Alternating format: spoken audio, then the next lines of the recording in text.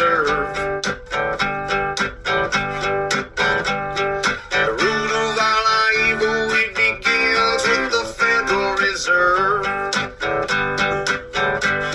Hey, yeah, well, let's go back in time when everybody was so proud of a man. I'm Tommy Salmons. This is Year Zero. Today, I have the great honor of welcoming three great guests. I had David Sanchez of Havok and Riffs or Die podcast. Kyle Matovcik. I just learned how to say that name. You can hear on the podcast. He's teaching me how to say the name. Of Liberty and Health podcast and the band A Common Crown. And Carlos Sanchez from South Africa, who is the vocalist for a metal band called Deadline. I suggest you check out all the music of these guys. They're all very good. They're all very talented. And they're all really good friends of mine. I really appreciate being able to call them friends and having this conversation about the music industry since COVID-19. We kind of go off the rails here and there, but, you know, it's three buddies, just, you know, four buddies just bullshitting. So it was a lot of fun. And I think you'll really enjoy it. But first, RyanBunting.com. Forget his other website name. It's RyanBunting.com. For all of your graphic design needs, go to RyanBunting.com. He's a great graphic designer, a great anarcho-capitalist, and somewhat useful libertarian every once in a while. But he is RyanBunting.com for all of your graphic design needs, and he is one of my best friends and so much fun to work with, and I really appreciate everything he does. So y'all need to go check out RyanBunting.com. He did start his own business, and he's working as a contractor, helping people with their administrative tasks and tech work and this, that, and the other. So go shoot him an email, chat with RyanBunting.com. LibertarianInstitute.org for the greatest podcast in the world. Go to the LibertarianInstitute.org. We got Patrick McFarland, Keith Knight, Kyle Anzalone, Scott Horton, and then there's me. We also have some really great writers over at the Libertarian Institute. So go to the libertarianinstitute.org and check out all the work that's going on over at the libertarianinstitute.org. Thank you, Tom Burton, for the music. Enjoy the show. All right. I am here with Carlos Sanchez of Deadline out of South Africa. What's up, my brother? How you doing? You good? Yes, I'm good. I'm good. And Kyle, I can't pronounce his last name because I'm not German. From what is Common Crown, right? Bingo, you got it. I keep wanting to say Crown of Thorns. Yeah, dude, it's good to be here. I'm glad you invited me on, and it's Matovcik, by the way. I was thinking about this earlier. I'm like, I should just tell him it's Matovcik, because every single time I go on a podcast, someone's like, "How do you say your last name?" It's Matovcik. I'm not even. No, I just won't even attempt it. It's like It's like Eric, rebel with a cause. I won't even attempt it. It's because I mean, good enough. Yeah, well, it's like Heil or Hail. It's German. It's like Heil, and like it's like the first thing I think of is Heil Hitler, and I'm just not even gonna go. I'm not even gonna go there. I just like, it's Eric, rebel with a cause. Yeah, man. Well, you know what? I think that's how everybody knows him, because that's what his name is on Twitter. So run with it. Yeah. So, all right. Well, I want to talk post COVID with you guys, and we'll probably have some people joining us later. But first, I did message back and forth with JJ Boogie. He's unable to join us. They were on their way to the Coliseum and going to be taking stage right about now. So he's not going to join us, but he's in the UK, and he says as of right now, post COVID is not affecting him. He's wondering how it will affect him as he goes further east.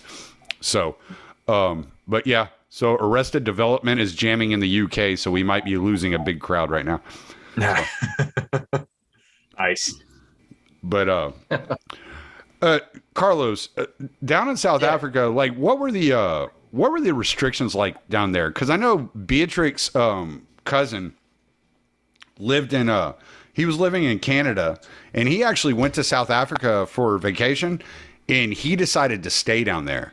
It was basically like, oh wow, it's a lot easier to deal with here than it is in Canada. If that tells you anything, a third world country is more appealing than Canada. So. Sure, I don't know. I think we were a little bit slow off the mark because it came to Africa last. But we officially went into lockdown on 26th of March, 2020. And we had sort of 5 different stages. The 5th and 4th and 3rd were really ridiculous. Like they banned alcohol, they banned cigarettes. You couldn't buy cigarettes at stores. So a lot of people were buying cigarettes in the black market. You couldn't buy alcohol at all. Eventually they opened up alcohol. Well, you could buy it at what we call bottle stores, which is the places where you can buy alcohol from. They were keeping them open from like 10 until 4 or 10 until 5. Eventually they opened restaurants up, but there was no alcohol. You could drink, you could order Coca-Cola, coffee, but you couldn't have any alcohol. So we were like that for quite a few months. Yeah, on and off. David has joined the program. What's going on, brother? Howdy. Thanks for having me here. And if you don't know Kyle and Carlos Sanchez out of South Africa is a vocalist for Deadline. And then Kyle, say your last name again, buddy, because I haven't quite gotten it yet. It's Matovcik. Matovcik from Common Crown. This is David Sanchez from Havok, the lead vocalist of Havok. So, what's up, man? Howdy. How you doing? I'm doing as good as I can in the, given the time. Well, Carlos was just talking about how the COVID restrictions affected them in South Africa and kind of like what they were dealing with. So yeah, we couldn't do much really. Unfortunately, look, obviously the metal scene is pretty small. So very quickly clubs just started closing and venues started closing. Some of our best and oldest venues in Cape Town, Johannesburg, Pretoria closed. So I suppose there's opportunity now to open new venues, and the few new ones have come through. But things were quite miserable for a while, let me tell you. And because we were always on every nation's red list, we couldn't fly out, we couldn't do much. So a lot of us were pretty grounded here for quite some time. Fuck. Did you go to Europe last year for Hellfest? Don't you usually go to Hellfest every year? So and Hellfest, nothing happened. I've got tickets to go to Wacken and Graspop this year. Okay. Looks like the festivals are happening, but last year, no. I think the only festivals that happened last year was Bloodstock in the UK. I think it was only 2 European and British bands.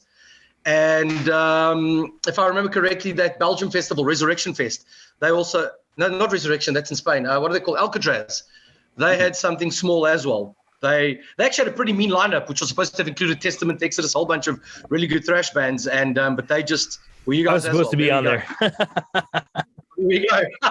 Yeah, we were booked. Yeah, we were booked on that festival, and then COVID happened and got canceled, and they kind of changed the lineup. But we were supposed to play that in 2020. Well, you spent most of the last couple of years in Hawaii, didn't you? Not most of it, but I was there for 9 months, and okay. Hawaii is a really beautiful place, but the way they run it there is not cool at all. They're very strict and very totalitarian. It's not cool the way they run it. Have y'all gotten to do any gigs since the whole kind of like in this whole post-COVID kind of? No, we could, but I mean, at the moment we don't even have a bass player, so that complicates things a little bit. But then on top of that, we could do one-offs and shit, but that's a lot of work to prepare. We don't all live in the same place, so for us to have flights and all convene and then get together and rehearse and tighten the screws and get really tight enough to perform, to play like one show, it doesn't make any sense to me. Yeah. Well, sorry about the bass player. I didn't know about that. This is the first I'm hearing of it. Oh yeah, it's all good. We have like a revolving door on the bass player position, so that's how it goes. But we could go out and try to tour, but to be honest, I don't think it's a good gamble to take. I think it's a big roll of the dice, and it's not a safe bet. because What? even today, there's bands that are going out that are canceling shows left and right. Yeah. Really? I mean, Lamb of God just had to cancel some shows. They're on tour with Megadeth right now. Their Yeah, singer's got 4 vaccines, and he's got COVID. Yeah, well, I was actually supposed supposed to. I was supposed to go to that show in 2018 or 19 when it was first supposed to happen. Yeah, it would yeah. have been my like 8th time seeing Megadeth. Yeah, I tagged Tommy in that the other day. Mark Hunter from Chimera and Matt Hafey from Trivium and Anders Frieden from In Flames were filling in for Randy up in Michigan, I think it was, because Randy got COVID. And they said it was like a super light cold. And look, I'm going to be that guy.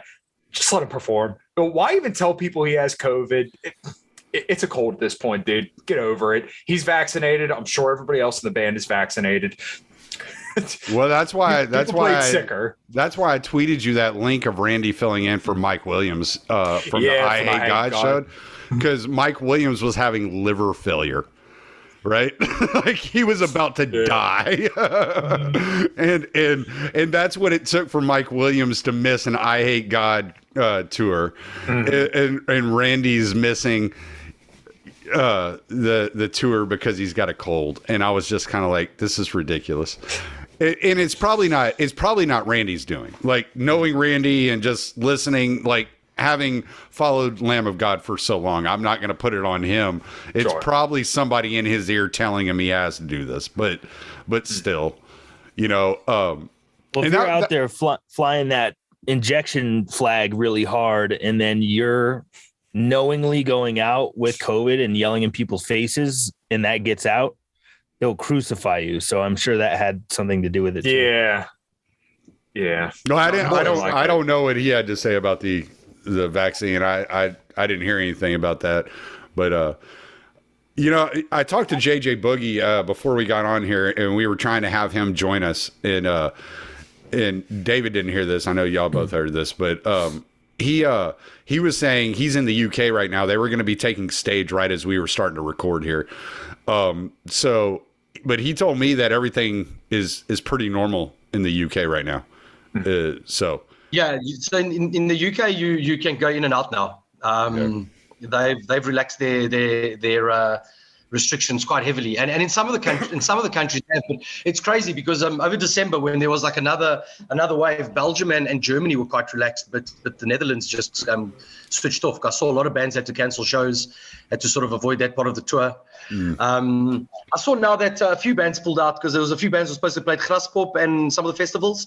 Aerosmith pulled out quite early. Faith No More pulled out quite early. Avenged Sevenfold as well.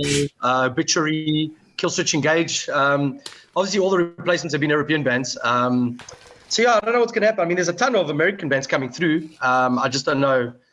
Yeah, look, I've got tickets to Graspop, so I'm supposed to go in June. So I'm hoping that still continues. Well, I'm wondering how it's gonna affect here, because, you know, in October, Meshuggah's supposed to be coming through. Yeah, I would love to go see Meshuggah. I've never seen them live. I would love to see it. You know, so that would be a band that I'd be like, okay, you know, and their album's doing fucking amazing. I'm actually quite shocked.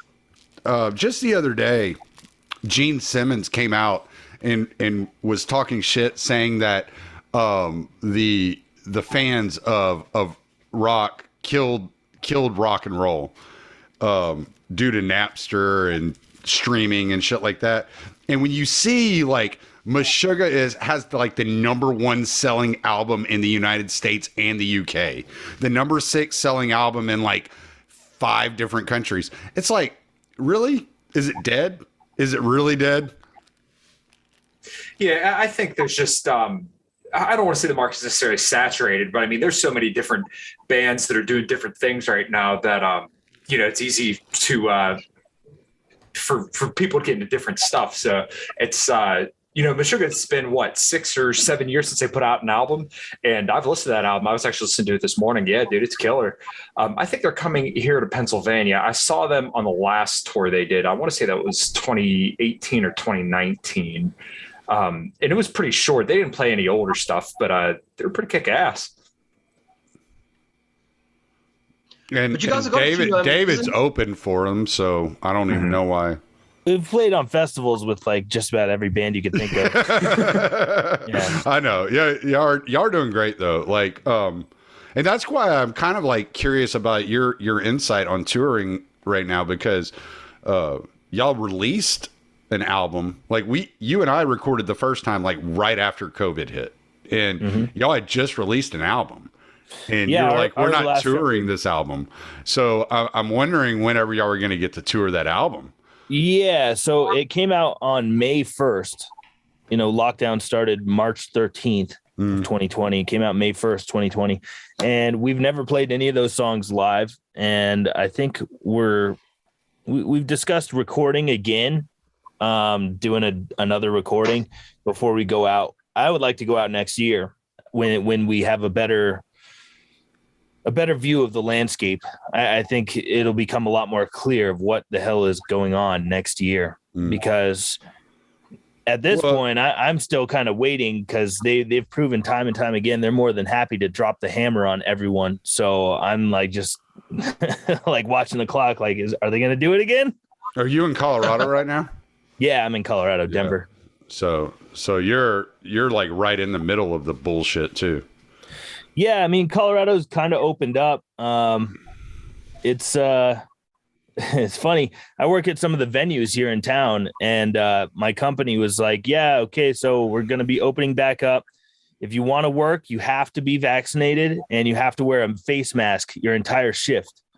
And some of these shifts at the venues are like 16 hours long, you know, load-ins at 10 in the morning, and you don't get off till 3 a.m. That's a pretty normal thing. So yeah, they wanted everyone to wear a face mask and have proof that you took the thing. When they told me that, I was like, well, you guys can call me up when you drop all that Nazi bullshit and we can talk. They called me last week and said, yeah, you can come back to work. I was like, what about, the injection? They were like, no, you don't need it. What about the face mask? No, you don't need it. Like, so all I had to do was wait 1 year, and you guys were going to fucking drop all of your mandate stuff and relax everything. Yeah. Yep. The problem is that not everybody has the capability of waiting a year. And so a lot of people that never wanted it, like, just went through with it just so they could just get on with their life. Of course. Yeah. That was the bait. Exactly. It's such a sad thing that's what they did to people. Now, where I'm at in my industry, I never had to worry about that. I didn't. But I know there are a lot of people that did and got really sick. I mean, my mom lost a 6-figure-a-year job because she refused. She was like, no. She's like, no. And she went and worked temporary for a few months at like $40 an hour. She went from, like $120,000 a year to like $40 an hour for a few months. And then she found a job paying her like $40,000 or $50,000 less a year. But she's like, it's worth it to me because I get to keep my health. I'm in perfect health. She nursed my dad for over a month. My dad had gotten really sick. Now, he did not have a cough. Like, so this is not all respiratory, no matter what they want to tell you. My dad never had a cough. He was sick for a month, and it was all intestinal. And my mom nursed him for that month, and she never tested positive, not once. And she was required to test like every week or some shit like that. So it's all a bunch of bullshit, the way that they're approaching it. Yeah, it's coercion. Right. At bare minimum. Yeah, my mom, and God bless her, she had cancer 3 times throughout the course of my life. She's 52 now, and she's a freaking warrior. She got vaccinated because she had to get vaccinated to get a surgery on her back. Well, about 3 or 4 months ago, she got COVID, and I mean, it put her down for like a month. And I'm sure if she wasn't vaccinated, it still would have been just as bad. But still, I mean, she got double vaccinated, did everything she was supposed to do, and she couldn't work for well over a month because it just completely walloped her. So just imagine how some of those people feel. You were coerced into doing this, and then you still got sick. Right. Like really sick. Still got sick, or I mean, there's tens of thousands literally in America alone that have died. they're not here anymore because they took that thing. Yeah. I have friends and family, especially females, and it's really odd that the way that the vaccine affected females that didn't have periods for very long periods of time, or ended up with blood clots or whatever, because and they won't tell them it's because of the vaccine, but it only happened after the vaccine. It was like they were fine, and then suddenly, I have a friend of mine, one of my best friends, sister's mother-in-law died 2 days after getting the vaccine. They found her dead in the bathtub. And they would have counted her as unvaccinated. Yes. Because they don't count her as fully 14 vaccinated days until 2 weeks later. Right. Yeah. Just insane. It's so crazy. And a lot of people tend to look at musicians like us here. Correct me if I'm wrong, guys, but do you guys here just shut up about it and play your music? Why do you care so much about this COVID thing? Well, you only hear that if you're on the wrong side of it, right? Yeah. Correct. Well, it's a medical apartheid thing, right? Where you're basically creating a two-tier system. And my band, everybody in my band was in agreement. We all said, look, here, one of the bigger venues here in Pittsburgh is Stage AE, right? You had to either be vaccinated or have a negative test within the last 3 days to get in there. And we all said, we're not going to play venues where this is required. This is absolute ridiculousness.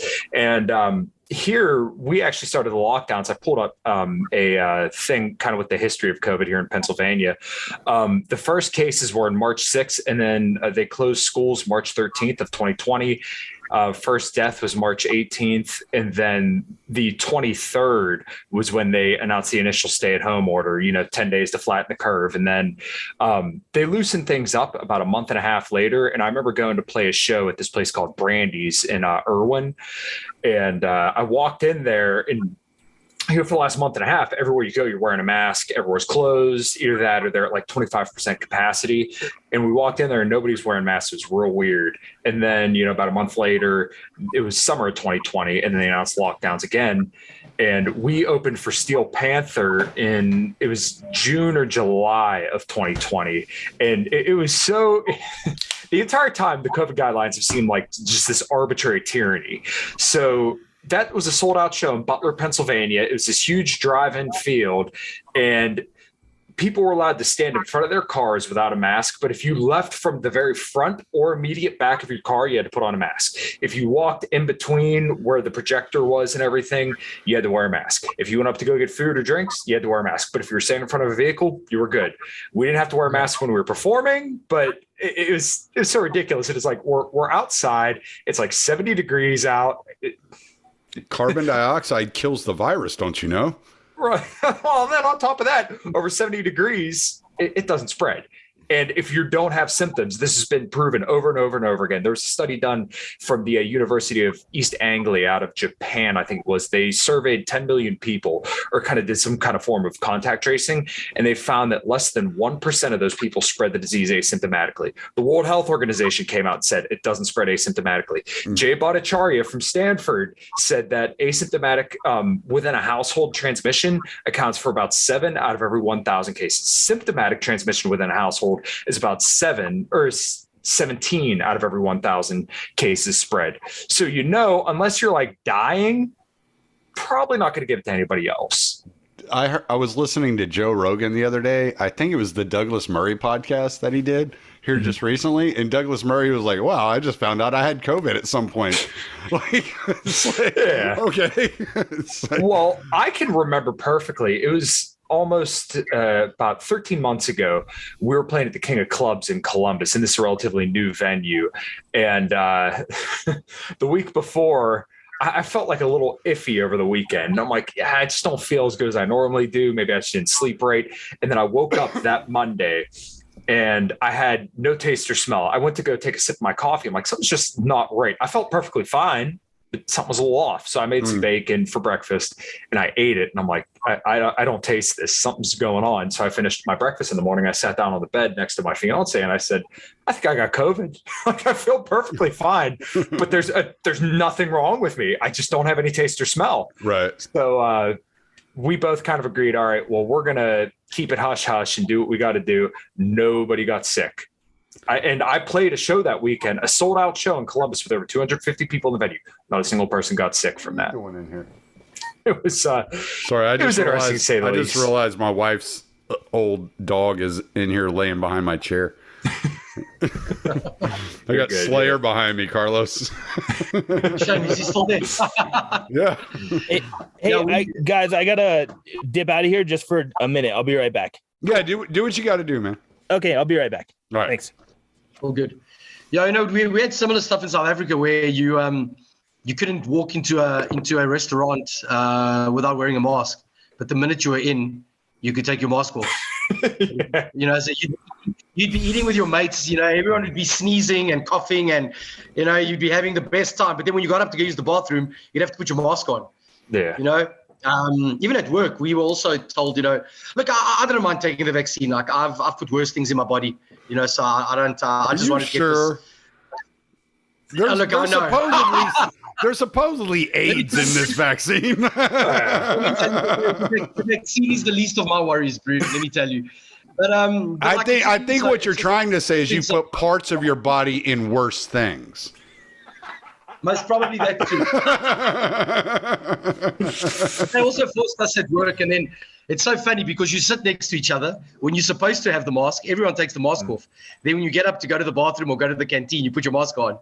But I mean, there's no one around you. Like you just it's, I don't know. This whole thing is just, it caught us all by surprise, and it just keeps fucking us up, man. Yeah. So Carlos, when did you guys did they completely shut down all the venues for a period of time in South Africa? So what happened was for the first few months we had a proper curfew. Our curfew was 6 a.m. till 8 at night. Mm-hmm. All pubs, all restaurants, everything was closed. So you could only go out to get essentials. So the only things that were open was just normal places to get food, groceries, supermarkets, things like that, pharmacies, hospitals. That was for the first sort of 2 months. Liquor stores? Then it closed. Really? Liquor stores all closed. Okay. No, Yeah, liquor was essential in Texas. Yeah, liquor was essential here in Pennsylvania. and they wouldn't, and they actually stopped selling cigarettes. They put a ban on cigarettes because according to our government, but I mean, our government is super corrupt, but according to our government, people in the poorer areas were spreading COVID by passing their cigarettes to each other. Okay. Well, you said government's corrupt, like it's a bug, not a feature. I think it's the other way around. I think it's a feature, not a bug. Now listen, this one will not do many other governments. Let me tell you. But yeah, and then I think from June, July they started opening. Sort of the curfew changed. They dropped it to 5 a.m. to 9, 10. So no nightclubs have been open in South Africa until New Year's. So on New Year's they took out they lifted all the curfews, because up until New Year's the curfew was still up until midnight. So a lot of bars and restaurants are open, but no nightclubs. So nightclubs have only started operating recently, and we did have some shows last year. But the reality is the place would have to close. So let's just say the curfew was at 10. Last rounds would be called at 8 in the evening, because the place would have to close at 9, so that everybody, the workers could all get home by taxi or by train or whatever the case may be. So it sucked, because if we wanted to play a gig, let's say we wanted to play a Saturday gig and we were the only band on the bill, because we've got a lot of nice sort of comfy, cozy venues down here. If you wanted to play 2 bands, the first band would have to play at like 5 in the afternoon, second band 6 or 6, 7, and that was the only way it was working. It was actually, and the worst is people would get there just to watch you, so people weren't liquored enough to enjoy the show. You always get, obviously people love the band, but you get more interaction when you've had a few more beers. Oh yeah. So we played a few gigs last year that weren't worth playing, man. It sucked. People were scared they were going to die. People went out, weren't drinking, so it was. Well, it killed my soul.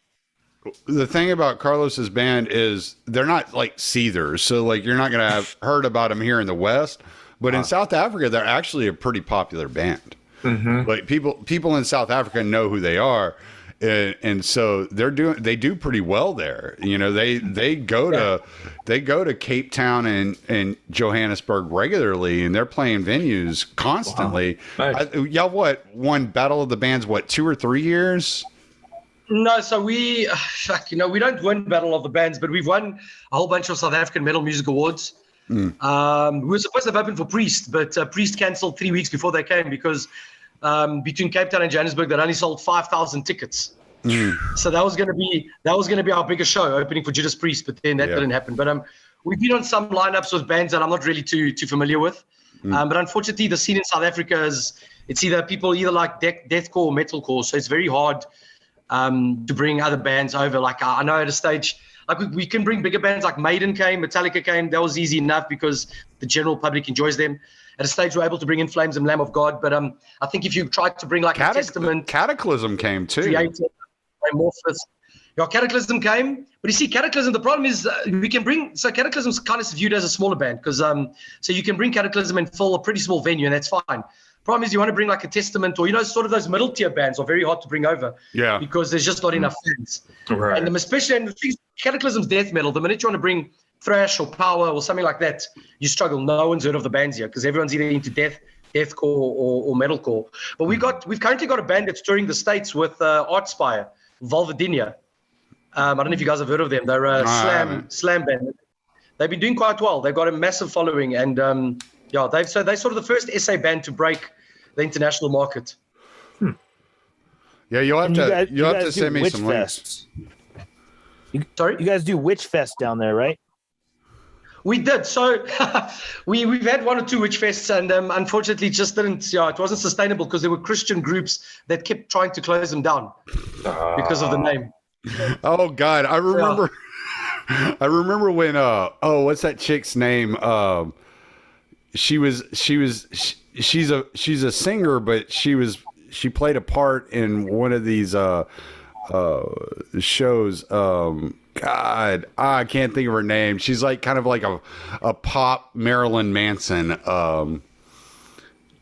Poppy? Lord? I can't think of who it is. I'd have to ask Beatrix. But she was touring in South Africa, and the Christian community in South Africa went crazy. It was like you should have seen. I can't think of this chick's name. It's just driving me crazy. They were picketing outside Lady Gaga's show. That's what I'm talking about. That chick. That chick. Yeah, it was insanity. It was like, and then you started having like Beatrix sent me this fucking video of this girl like testifying like I had demons in my belly and all this. It's like what the fuck is it's crazy. Like Devil Driver was supposed to have played here in 2008, and they eventually played here I think in 2018, but it took 10 years to try to bring them back again because of all the boycotting. Wow. But the other problem is that we're sort of a very lackadaisical metal community. So we've lost a lot of shows because of sales of tickets. Obviously, Judas Priest being one of them, which is unbelievable because you think they're a reasonably big band. Amorphous was another one. The guys from Witchfest, Witch Doctor Records, we're going to bring them over. I think 40 tickets had been sold, and they were due to play in 2 weeks' time. We very last minute with everything. We've lost Nile. Nile was supposed to have played as well a few years back. 25 tickets were sold. It's unbelievable, man. But we still cry that we want international bands here.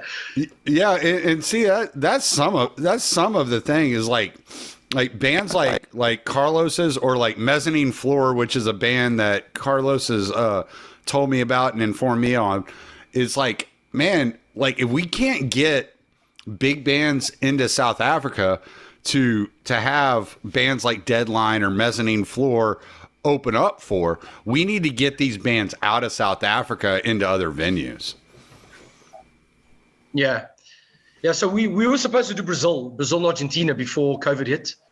We made friends with a couple of guys there in some old school metal bands, but that's now sitting on the back burner now. We're writing album number 3 and we're sort of changing direction. We're going a bit heavier now. So we'll wait and see now.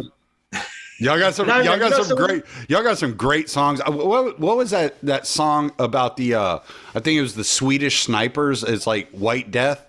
Oh, White Death. I love that fucking song. Like that is such a great song.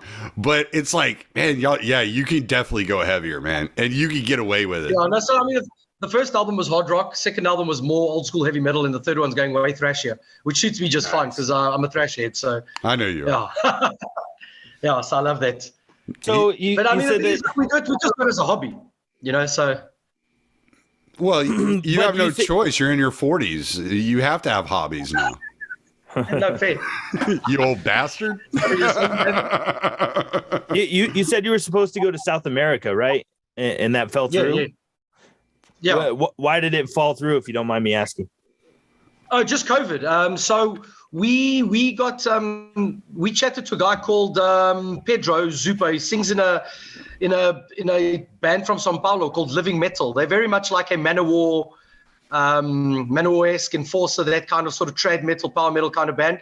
And they loved us. So they were big fans. So we actually sent them a bunch of stuff that they started selling some of our albums in São Paulo, and then they wanted to bring us over. And then as we were planning everything, just the lockdowns happened, and obviously Brazil was heavily hit, and they couldn't play for a while. So then I just stayed on the back burner. I still did a cover of a Saxon song with them, and left it at that, I suppose. Gotcha. Yeah, I just asked because I guessed it was COVID, but going back to what I had mentioned earlier, people tell us to just shut up and play our music. Yeah. And why do you care about the COVID thing so much? And why do you care about lockdowns? Why do you care about the mask? Why do you care about proof of vaccination to go to stuff? Like, hello, this has affected our lives in the biggest way humanly possible. This is like 100%. telling the business owner that lost their business due to lockdowns. A person saved up for their whole shut life. up about it. Yeah. Yeah, imagine you save up for your entire lifetime to open your dream restaurant, have your dream business, and it gets fucking shut down because of COVID. And people are telling you just to shut up. Why do you care so much? Shut up. Joe Rogan has talked about this with like comedians that are like on the brink of making it. And I kind of feel like the same way with you guys. It's like y'all are like really great musicians who are doing some really great music. And it's like, I know y'all, and all of us like keep in touch, maybe not as much as we should, but we all keep in touch, and I care about y'all's career and what's going on with y'all. And it's like, these guys could be much better known had it not been like, I'm sure Havok and David, you're probably the better known of all of y'all here in this podcast, but you could be at another level. Oh yeah, the last 2 years where everything got shut down and taken away from us, we've never been bigger than we are right now. Right. We were about to strike while the iron was at its hottest, and so evaporated. And your last two albums have been fire. I mean, that fifth release is just unbelievable. Yeah, it's such a to tag on to that. What was funny? My band, we just released our first 4-song EP, right? And this is the first thing musically I've ever done. But I mean, like locally in Pittsburgh, we were very well known, and we had shows lined up literally all over the eastern side of the U.S. You name it, we were going to go there, and so it was February of 2020, and we played this small bar in the middle of freaking nowhere. But I remember side to side, front to back, completely freaking packed in February. And we just released our CD earlier that month. It was selling really good. I'm like, man, this could be awesome. We had a whole bunch of festivals booked for the summer. And then literally as soon as they announced lockdowns, I'm like, dude, this is so effed up. We had so many festivals, lined up, ready to go over the summer. And I was like, this could really go somewhere because people are receiving the CD really well. We have a ton of other tunes that are like in the can that were ready to go. And then as soon as lockdowns came around, it's just gone. And they're good. I mean, he emails me some of their stuff, and they're good. It's good music, and it's like they don't. I don't think people comprehend the damage they did to people's careers. No, absolutely not. By them telling us to shut up and asking, why do you care so much, is proof that they don't understand how much damage this whole shit has done. And it's not just musicians, but I'm a musician. I care about musicians. It's my livelihood. But on top of that, it's just anyone with two brain cells to rub together can recognize that live entertainment was the very first thing to disappear when all this shit took off. And it's going to be the last thing to fully come back. Right. So, David, are you familiar with Byzantine at all? The band? Yeah. Yeah. Okay, so I used to play in a band. We opened up for them twice, and I met OJ, if you know their singer. I don't know any of the guys, and I don't know their music very well, but I'm familiar with who the band is. Yeah. Okay, yeah, they're freaking incredible. I know they were beating out Slayer actually at one point on Sirius XM in their Devil's Dozen or whatever it is. They were beating them out for a little bit. You said it, not me. But I was talking to their singer at a show that one of my previous bands opened up for them at, and he was really, really kind of hitting on the fact that, like, oh, we're doing really good on merch. They were saying that they opened up for some other band that escapes me at this time. They're like, yeah, we were beating them when it came to merch sales. And it seems like for touring bands that merch sales really, really kind of make or break. And I know even in my personal experience, we sell a ton of merch. It's like, okay, yeah, this is awesome, because the venue generally doesn't pay, you have to pay a sound guy and everything else that goes into it. That's a decent chunk of change. But then, the merch is kind of straight cash in your pocket. So kind of a long-winded way to say and ask, that's kind of seems to be the biggest kicker, is that you guys make a lot of money off merch and touring. And then that's the, lifeline that just gets cut first. Is that kind of how it was for you? Absolutely. Touring's the bread and butter. We make a little bit of money from people streaming our stuff and selling shit t-shirts online, but it's nothing compared to when we actually go out and play a string of 30 shows in a row. Like that's really where we can make a living. It's not the 1980s anymore. We can't just put out a record and sit on our ass and like become millionaires because our album is good. That's not the world we live in anymore. Yeah, it seems like more people are focused on releasing like EPs and stuff like that. So like Down had released, what was it, those 2 purple EPs? And Phil, I remember him saying that, like, I may not do another full length album. And then Machine Head was also putting out a ton of like singles. And we've discussed doing that. Yeah. Really? So me personally, I like listen to albums, but once again, all of us are musicians and we're kind of a little bit deeper into music. Most people, I don't know if they have the same patience to sit down and listen to an album front to back and enjoy every single track. So you kind of, are you planning on doing another album, or are you guys just going to kind of do EPs? So we're obligated to do another record with our label. But after that is done, we've discussed this a bunch, and I think it's smart. Like, rappers and pop artists have this figured out where they release, a few singles every year, and they're constantly putting out new material, and their fans are constantly absorbing new shit. And every time they go on tour, they got a new song to play, and everyone, oh, I love that new song. I can't wait to see it live. I think that's really smart. And people's attention spans keep getting shorter and shorter. So putting all the work in to make an amazing 10 or 12 songs or whatever, versus getting the creative juices flowing to make 2 new songs. It's a way smaller task to do 2 awesome new songs and put out, 2 new songs every 6 months, as opposed to 11 new songs every year or 2.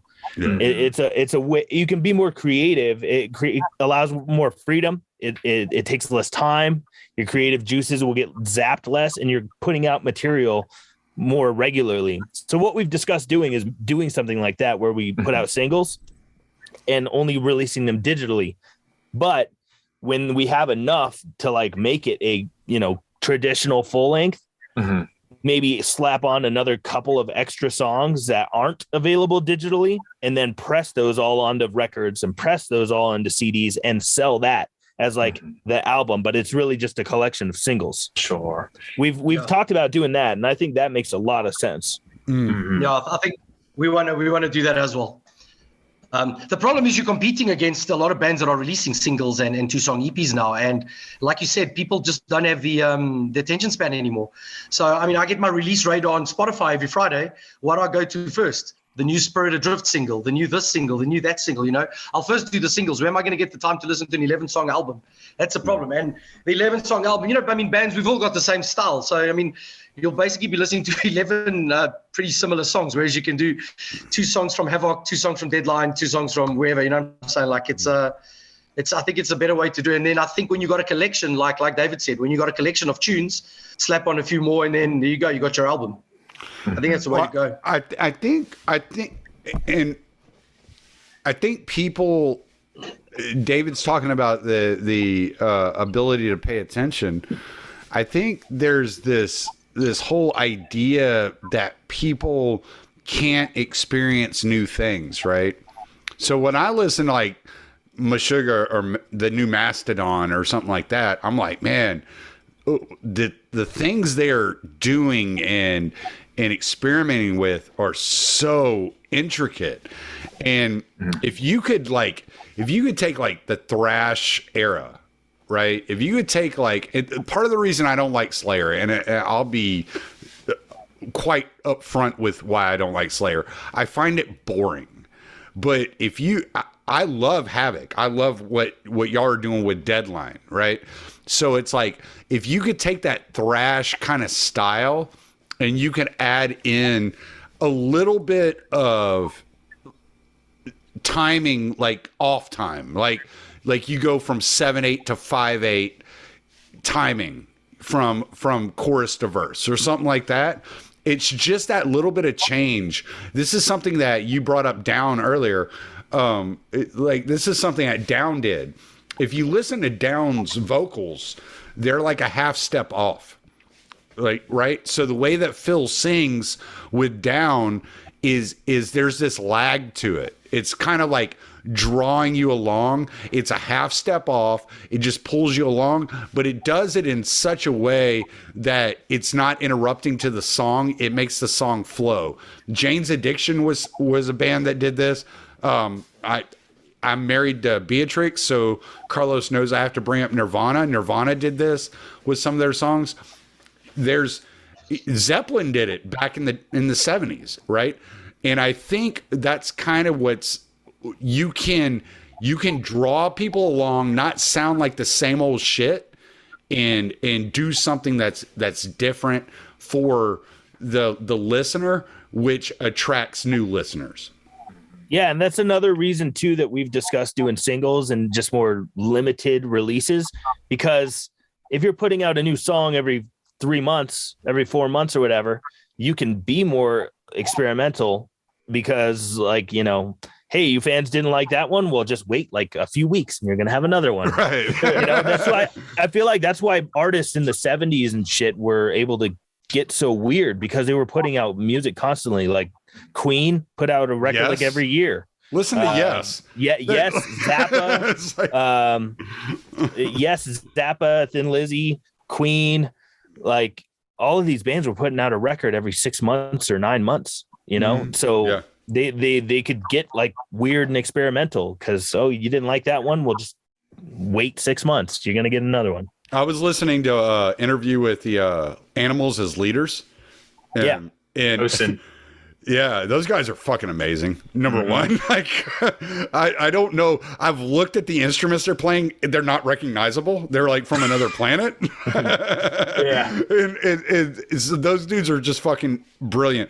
They were saying sometimes it'll take them 5 years to write one riff for a song. I was like, that's incredible. Like he'll just keep playing with it and playing with it and playing with it for years and years and years.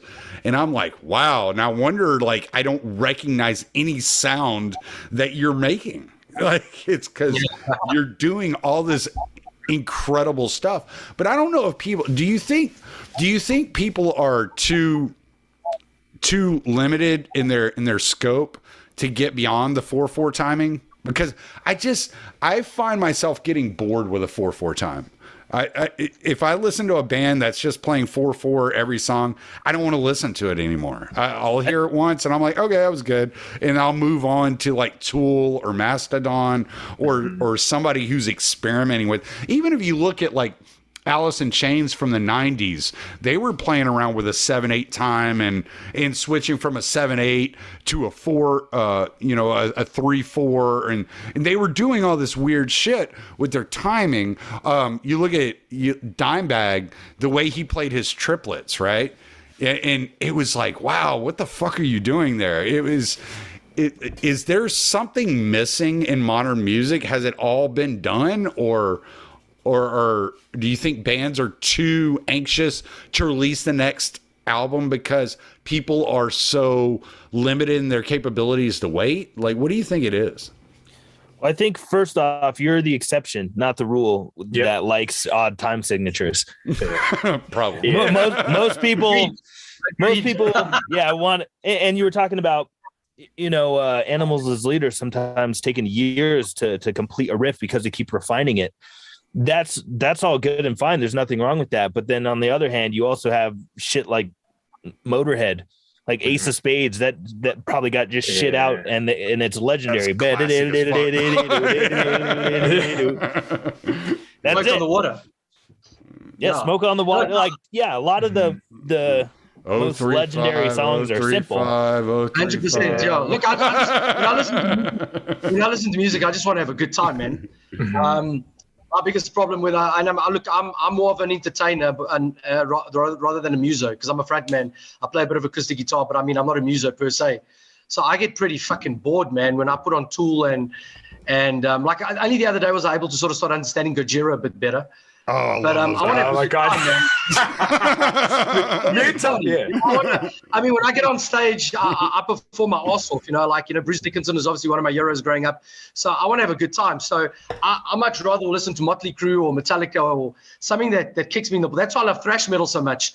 Death metal guys speak about how fucking brutal death metal is, but I mean, some of that early Creator is the heaviest fucking shit you've ever heard, because it just kicks you in the nuts and it doesn't stop. Like thrash metal is like unapologetic. It just keeps hammering you. I enjoy it. It's very possible. Look, on a Sunday, I'll play. I could be overthinking this. Yeah, well, most people are looking for that hit song, right? Most people are going to go to YouTube Music or whatever music app there is, and they're going to hit whatever playlist they see first. Where, like David said, Tommy, you're more the exception, not the rule. But I'm all about the odd time signatures, because like Gojira, they're just some of that stuff. It hits like a freaking dump truck on your skull. I love that stuff. But not every person's looking for that. But I mean, like, you look at but you can. I think you can do both, and I think that's where the problem. You can't do both. Them bones, had like odd time signatures in there, but it was like a #1 hit. Yeah. So you can get both in, and it's about where you change. Like, I'm not talking about, what was that, like the 7th Stage by fucking Dream Theater, where it has 100 time changes in like 6 minutes. Like, I'm not talking like that, I'm just saying like there's this, I think there's a point, like everybody talks about, there's a point you hit where you can only do so much with those 12 chords, but I don't think people have played with the timing enough. Mm-hmm. Yeah, I think part of why Gojira is so slamming and successful at doing the odd time signature stuff, because I feel like often they're not really doing, like, let's take 5 as the count. They're often not doing 5/8. They're not going 1 2 3 4 5 1 2 3 4 5 1 2 3 4 5 1 2 3 4 5. They're doing it in like quarter notes. They're doing like 5/4, so you can still bang your head to it. They're going like 1 2 3 4 5 1 2 3. So there's still a pulse. Yeah, to bang your head to and tap your foot to. Yeah, like the art of dying. The Art of Dying is a perfect example. I think that's part of their success in that is they're doing odd time signatures, but they're doing it in a way where it's not like jarring. Like you can still tap your foot or bang your head. Yeah. Well, I remember one of the first songs I heard by Gojira was Ocean Planet. And I just remember hearing, you hear those faint whale sounds, then it just kicks in. And that's the first time I heard that. Like I said, all I could hear is just like Flying Whales. That's Flying Whales. No, the first song on From Mars to Sirius. Yeah, it's Flying Whales. Flying Whales. Okay. Yeah, where you got the whale sounds. Mm-hmm. Yeah, and it's like. My other thing is, I don't know about you guys, but I prefer watching. Like, I love watching bands, man. I love going out and watching live music, and often prog metal doesn't translate well live. The simpler, the better live. I'm all about the energy. I mean, Slayer translates well live because they, you fucking getting smashed for an hour and a half, whatever it is. You're fighting for your life, and you're like, wow, I've just watched the fucking show. I just can't imagine writing the same song for 20 years. No, sure. Look, they worked out well for Hatebreed. It did. That's why I like Kingdom of Sorrow more than I like Hatebreed. Yeah, fair enough. To go back to kind of talk about bands playing live, like watch Pantera, and not that they weren't ever complicated, but I mean, like, the raw energy of Pantera, I piss people off when I say this, but I mean, I will die on this hill. They are the greatest band ever. Dude, I talked to you about this. They're not as simple as you think they are. No, I'm not saying they are, dude, but like, how many guitar players can upstring as hard as they downstring? Oh yeah, well, Dom's one of a kind. There's no debate about that's that. just like, because he's coming in with this. He does this 3/3 time. It's like this weird like 3/3 timing. Like I said, he plays these triplets, and like nobody does that. Like Pantera was just. It's kind of like saying that somebody else is going to be Lamb of God or somebody else is going to be Black Sabbath. That's like a one of a kind thing. Right. Like, you don't get another Cliff Burton out there. I'm sorry. You can be like the best bass player there is, but you're not going to find Cliff Burton. You're just not. And so my whole thing is, I think that in the period we're in, that we got to find a way to attract people. And I want to attract people to you guys, like y'all styles. And so I'm not being insulting in any way, because I love y'all's music. I love listening to what y'all are doing.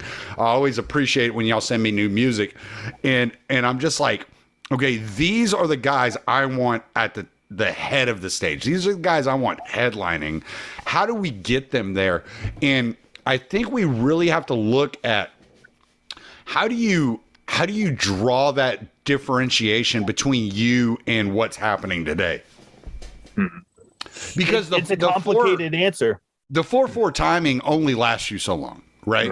My dad used to always tell me that if you learn anything from Led Zeppelin, it was to keep it simple. But the more I listen to Led Zeppelin, they're anything but simple.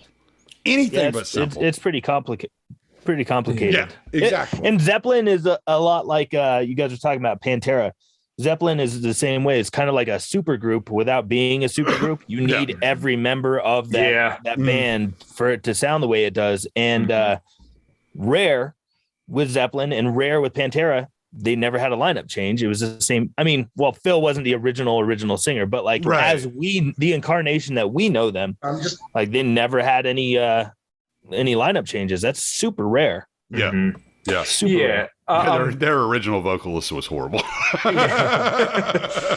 I got a female vocalist, so it's pretty easy for us to get out there. But no, we did that cover of Message in a Bottle, which I thought was going to be a lot more well received than it was. But I also kind of wanted a common crown, and everybody's in agreement with this as well in our band, that we don't want to be that chicky chick kind of band, right? I like y'all. I'm not a fan of female vocalists. I'm very picky when it comes to female vocalists. I really am. Like if it's not Stevie Nicks, like I'm kind of like, nah, fuck her. I don't care, right. And that's just because Stevie Nicks was hot in the 70s, and I like to look at like videos of her singing. So yeah, but no, I'm very picky when it comes to female vocalists, and I do like what y'all are doing. It's like Evanescence with better vocals, which I like. Like, to me, she has a better vocal style. It reminds me of Beatrice is gonna kick my ass because I can't remember that the name of that band that has that fucking chick as a singer, that metal band. In this Arch Enemy. Arch Enemy. Okay. Yeah. It's kind of like if you took like Evanescence and you kind of hyped it up like towards that Arch Enemy, like she like moving towards that Arch Enemy sound. And so you got kind of that Evanescence kind of style music with a more aggressive vocal. I really like that. I really find it attractive and appealing to my ear. Thank you. Well, yeah. So I took all my inspiration from like early 2000s metalcore. You and I shot the shit about this plenty of times, but like the new wave of American heavy metal, I don't Trivium. like metalcore. Well, this is what I more so consider metalcore. People consider metalcore like the Devil Wears Prada, Attack, and I hate that shit. But I'm talking like Trivium, Killswitch Engage, Lamb of God, God Forbid, Shadows Fall, bands like that. Those were the bands I grew up God on. Forbid. Oh my God! You know what's funny? They're playing again. Yeah, they're God Forbid playing again. God Yeah. forbid, is getting together to play a festival like this summer. Yeah. My wife, Yeah. Beatrix, literally cried when they broke up. Yeah. Oh, Well, they're coming back. I saw them. wow. Yeah, I saw them on Five Finger Death Punch's Trespass America tour, and I heard them playing when I got out of my car. And as soon as I walked into the venue, they were walking off stage. I was so mad. And then, like the year after, they broke up. And that last album they put out was fucking awesome. But I grew up with all that kind of stuff. And then my singer Jen, she did an a cappella like blues record. So she takes a lot of her influence from like 40s and 50s blues and jazz. Wow. So I want to hear that. I love old blues. yeah, I'll have to see if I can get my bass player to dig that up. But yeah, it all came together very, very well. And I think it has a very unique sound because I bring the heavier stuff. The other guitar player, grew up on 80s, Eddie Van Halen, Tesla, you name it, stuff like that. And I think it makes for a unique sound altogether. And like I said, Jen just has this everywhere signs. she just has a super unique vocal style. That's awesome. So I don't know if we'll ever get huge, but I would love it if I could podcast and play music and work out. That would be like my dream. Here's the good news. You can. I'm not there yet. It just takes time, man. It just takes time. And I think that I didn't say you think can make a that's very living. I just said you can't. You can do that. Yeah, well, I would like to make a living doing it. Okay. Yeah. I don't know if that's ever going to happen. Hey, he is getting married this year. Like, right. but yeah, no, I think that'd be brilliant. It's one of the things I've always said, if I could just make a living, like, I don't have to make a lot of money, like $40,000-$50,000 a year, just writing and doing my podcast, working in my yard. I got 9 acres. I still got a lot to do out here, man. It's like, I'm trying to catch up, and so it's like, if I could just do it, writing and podcasting, like, I don't even have to podcast. I'm much more of a writer than I am a podcaster. And so I think Carlos has read some of my stuff, but Yeah. but I would much rather just sit here and write than I would podcast. I love talking to you guys, no offense, but it's just to get the things out of my head that are going on in my head. It's a process of sitting here in front of a blank screen and putting it out there, and sitting here having a conversation doesn't give me the time or the ability to process those thoughts in a way that I can express them with other people. Right. So I feel like I'm a better writer than I am a podcaster, even though I seem to be doing okay podcasting. So, Dude, I was really stoked to hear Daniel McAdams and James Corbett on your podcast. Man. Those were fun. That's the thing about podcasting, is sometimes it's just fun. Sometimes it is just fun to have these conversations with people you would never have the opportunity to talk to otherwise. For sure. And because I have the Libertarian Institute backing me and Scott Horton on my side, it's a lot easier for me to get in touch with people, because people know who he is. So It's like, oh, you're one of Scott Horton's people? Yeah, I'll talk to you. And it's like, okay, I don't know why you would ever bother, because I'm a dick. Yeah, dude, what I got to say, this liberty and podcasting world has been really, really good to me in the time I've been running my show for about now going on 6 months. But very rarely do you get anybody that says no. Typically people kind of chew you in a way that kind of says no. But at the same time, usually people are super, super cool. They're like, yeah, I'll come on. I mean, I've had people with 500,000 subscribers on my show. I'm like, what the hell am I doing? Yeah, why are you talking to me? Yeah, I had Rob Wolf on twice, who's been on Joe Rogan 3 or 4 times. And the last time I had him on, he's like, yeah, I'm going to be going on Joe Rogan next week. It's like this. I'm 1 degree removed from the largest podcast in the world. Yeah, right. Yeah. What the hell's going on? What did you want to talk to him about? I'm curious. Was it about liberty? Who's that? Well, like any of the people that you're surprised that you can get on the show. Is it because you want to talk about freedom? A little bit of both. There are some people that I think are put off by the fact that I also cover libertarian topics, because I mostly focus on health and fitness and obviously libertarian stuff. But sometimes there are people that like I said, I think they see the other people that I've had on and they're like, okay, well, I'm not going to touch this. And I get it. I'm not hurt, but sure. There's sometimes you message people and they'll ask like, okay, how many listeners do you have? What do you want to talk about? And then you like never hear back, or they just say, oh, I'm busy, come back in 6 months, where I would be okay if they just said, hey, this is a little too hot. I don't want to go anywhere near it.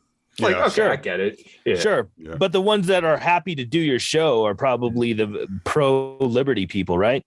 Yeah. Yeah. Well, I've even had people that like, I think disagree with me politically. So take, for example, Mike Israetel. He runs Renaissance Periodization, and that dude it's like 350,000 subscribers on YouTube, and he runs an incredibly large like fitness app.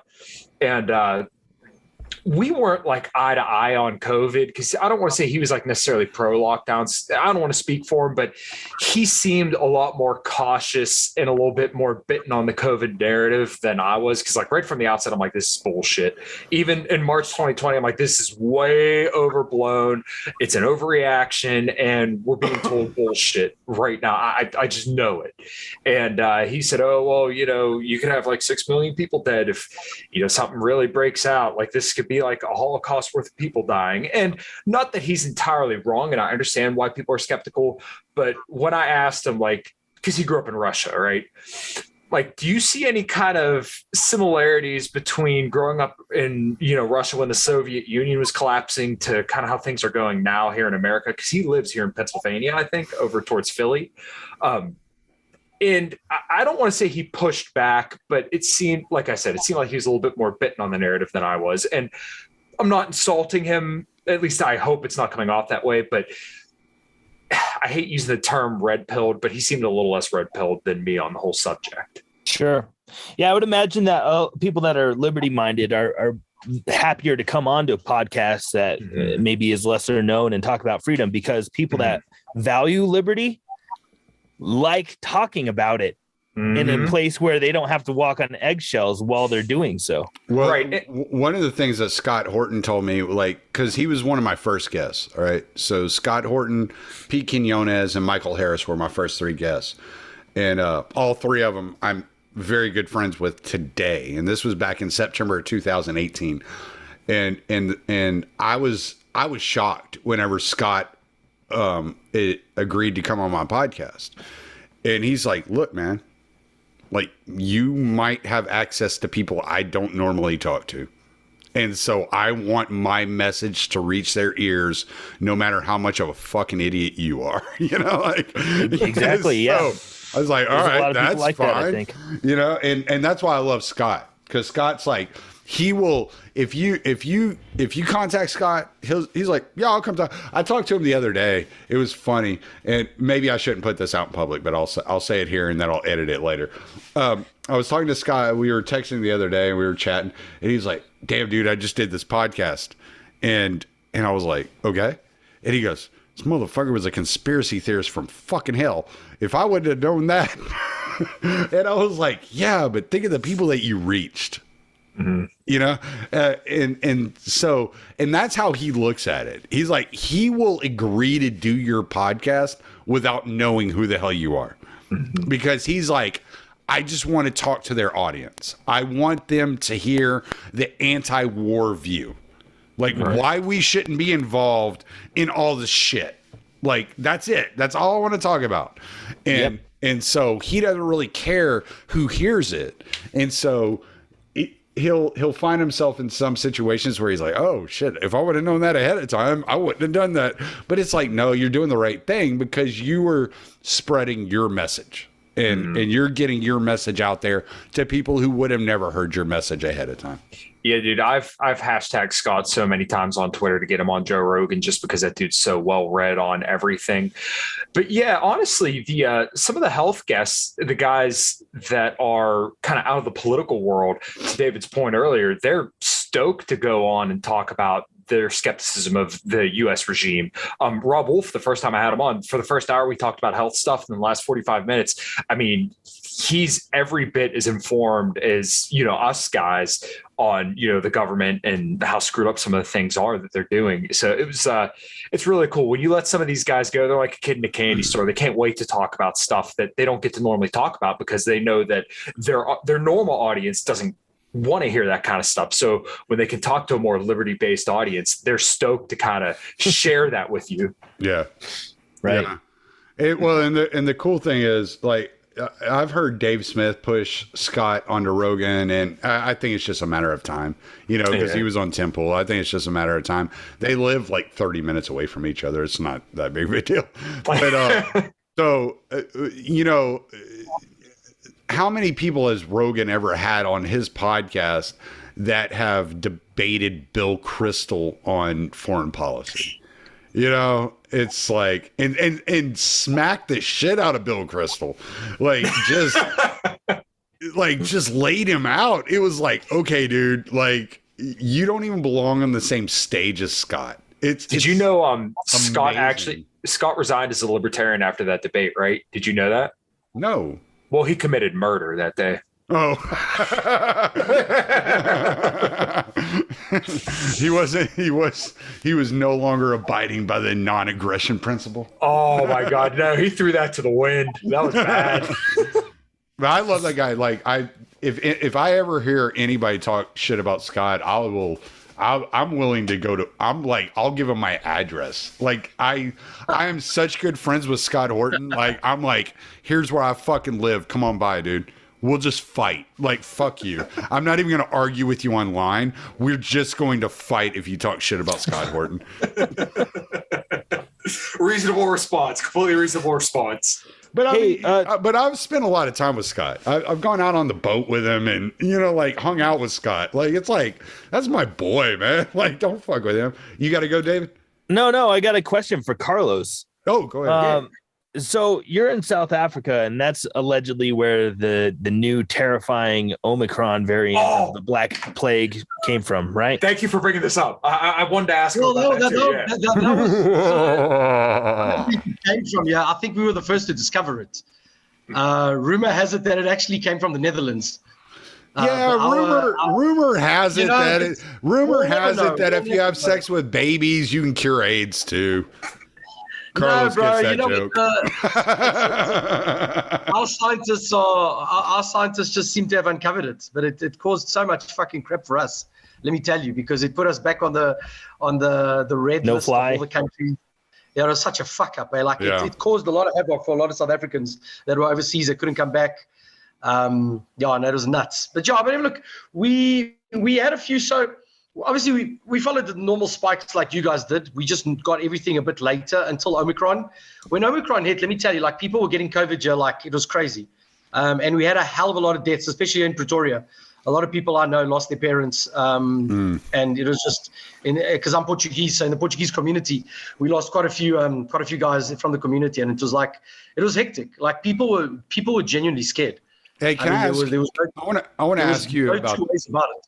I want to ask you about that. So when it comes to, like, in like South Africa, when it comes to, like, Portuguese community, all right? So because we hear this term, the African American community, the white community, blah blah blah, here in America, but our communities aren't. I don't think they're reflective of what other countries are saying when they say the community. Y'all are actually very interactive. Y'all are very in tune with each other. You have kind of like your own space that you do your shit, right?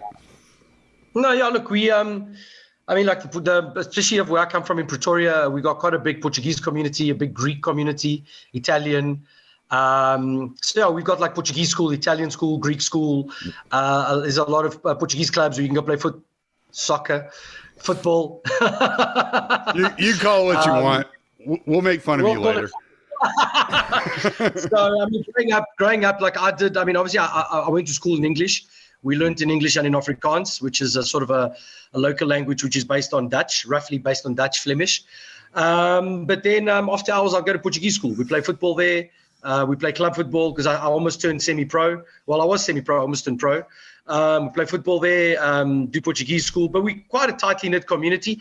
Unfortunately, our Portuguese community is just it revolves around the Catholic Church very much. So but what I'm saying is community. So from a young age, I actually just sort of excommunicated myself from the community. What I'm asking though is there's like a kind of a segregation kind of aspect, like a segregation. Yeah, so I mean, I was born in 79, so I lived 15 years during apartheid. Eventually, in 94, we got, on the 27th of April, 1994, Freedom Day was when South Africa became independent. And back in the day, we were treated like black people. You know, they would call us, so there's a very specific word that they used to call black people, starts with a K. If I say it, I'll fucking get crucified. So I'm not going to say it starts with a K, ends with an R. I'll say it. You want me to say it? I'll say it.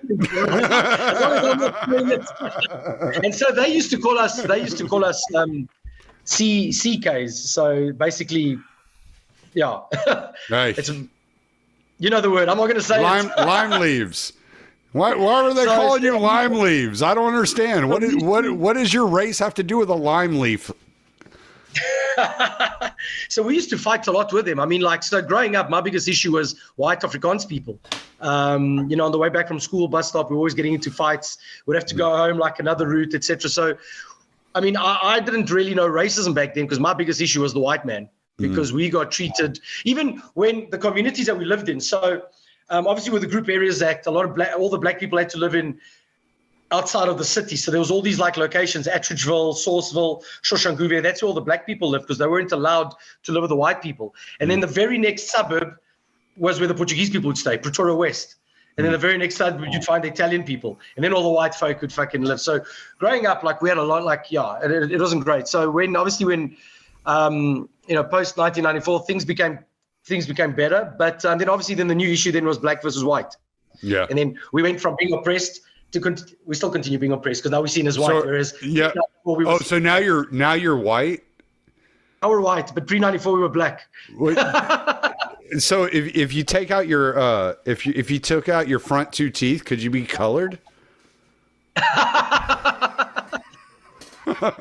Listen, those legs will fucking bottle you, eh?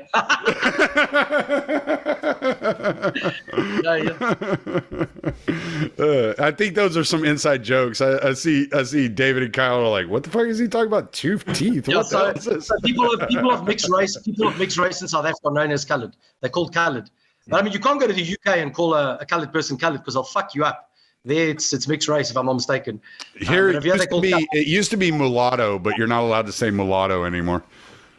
Yeah, I love how the English language, the entire like dictionary is getting shorter and shorter. You got to read some Orwell, dude. I'll send you the essay, Politics in the English Language.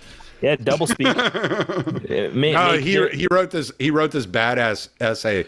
It's called Politics in the English Language, and he talks about how politics takes away all the meaning from language. It's the word racist. For sure. Yes. And he wrote it in 1946. So this is not something new that we're dealing with today. Of course. Yeah.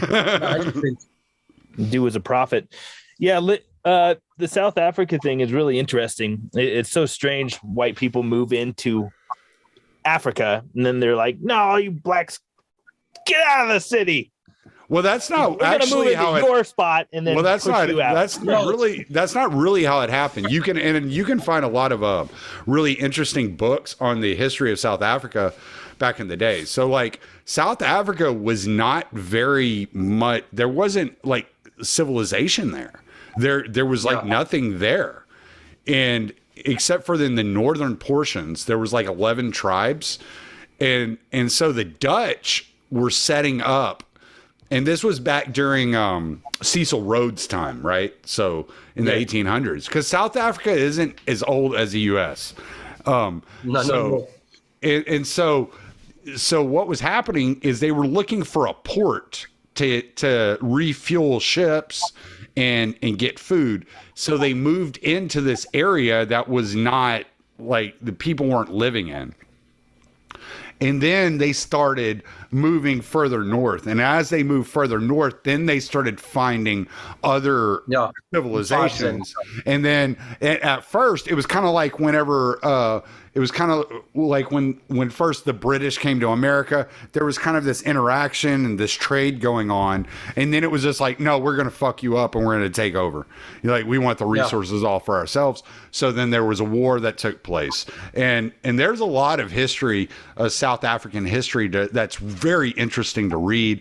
whether it's from a Dutch colonial point of view or English point of view. It's very, very interesting.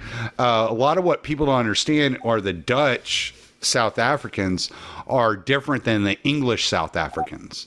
And so you'll get kind of a different perspective from the way that they view the world. Like Beatrix, my wife, is more of a Dutch. She comes from the Dutch lineage. And her dad's originally from Namibia, which is a Western African country. And he immigrated to South Africa, met her mom in South Africa, and then started a life in South Africa. So it's very different than what they would have you believe. It's very interesting, though. I would suggest anybody like that's just interested in the way that colonialism and immigration occurred, like read on that a little bit, because I find it very interesting. And there's a lot you just taught me a bunch of shit. I figured the white people just moved in and were like, get out of here, darkies. No, there was no one there. There were actually so many it happened on so many fronts, because obviously the Portuguese were the first to set foot here. Then we left on our way to India with Diaz and Portuguese pride. White and power. Then I'll always Does that make you a Portuguese Nazi? The Dutch landed here at the Sanchez. And then after the Dutch was the French Huguenots. So we also had quite a big concentration of French folk that stayed. The Western Cape, Cape Town, whatever. There's a lot of. That's why there's so many wine farms there, because those guys brought their expertise and know-how. And then obviously the British. And then, the amounts of wars that were fought, between the British and the Zulus, the British and the Afrikaans people and the Zulus. So there's this massive kind of if you look deeper into it, there's it's so, you can magnify it, and view it from so many different angles. Eventually, the government at the time, the National Party, they then, they were an extremely racist government. And that's when they brought apartheid, because they thought, we can't deal with black people. They're not adding any value. We are going to put you guys. So they were put. What they had, the Group Areas Act, where they had to stay outside the cities. They had curfews. It was fucking crazy. It was when the Dutch Afrikaner, which is more like a farmer in that area, and they were kind of like the first real farmers that were kind of expanding that horizon. When they went to war with the British were fucking brutal, man. They were putting glass in their fucking pup, which is like a cornmeal that they would make like this oatmeal type stuff out of. It's kind of like grits, and they would put glass in there. And so like the Dutch would eat it. Like this was like white on white crime, man. It's like South Side of Chicago in reverse, and so they were doing some really brutal things to these people during these wars. And there's a lot of crazy history there that you look at and you're like, the world isn't as black and white as I thought it was. No, bro, and it's carried over. We'd go when I was still in varsity and we go out clubbing. I didn't have any Afrikaans friends. All my friends were English. And often we'd go out clubbing or whatever. We'd get into fist fights with Afrikaans guys because the animosity was still so fucking huge. And I'm talking early 2000s, 2004, 2005. So yeah, but Cape Town's beautiful. Beatrix said she grew up. She didn't have any English friends. She had all Indian friends, right? Yeah, she had. But she was the exception. Well, she's Afrikaans, right? So it was kind of like this self-segregation of these communities. Yeah, very interesting place to look into. And you still get it a lot now. Obviously we're a bit more cross-pollinated, but you still get it a lot. Yeah. Well, and you get like things like, y'all remember back in, what was it 2016, or I don't remember what year it was, when Biden came out and was like, they're going to put you back in chains. Y'all remember that? Okay. So you get the same thing in the politics in South Africa, where 100%. the DA is like, oh, they're going to reincorporate apartheid. Right? Am I right about, is it the DA and ANC? No, it'll be the ANC. ANC, DA. Yeah, I got them mixed up. Yeah, So it's the every time it ANC. comes to voting, I mean, every time it's voting time, they just tell a lot of the black people, look, if you don't vote for us, we're going to have a white government again, and then you guys are going to go back to being, we're going to go back to apartheid, and then the black people will vote for the government. The government's fucking them up over and over.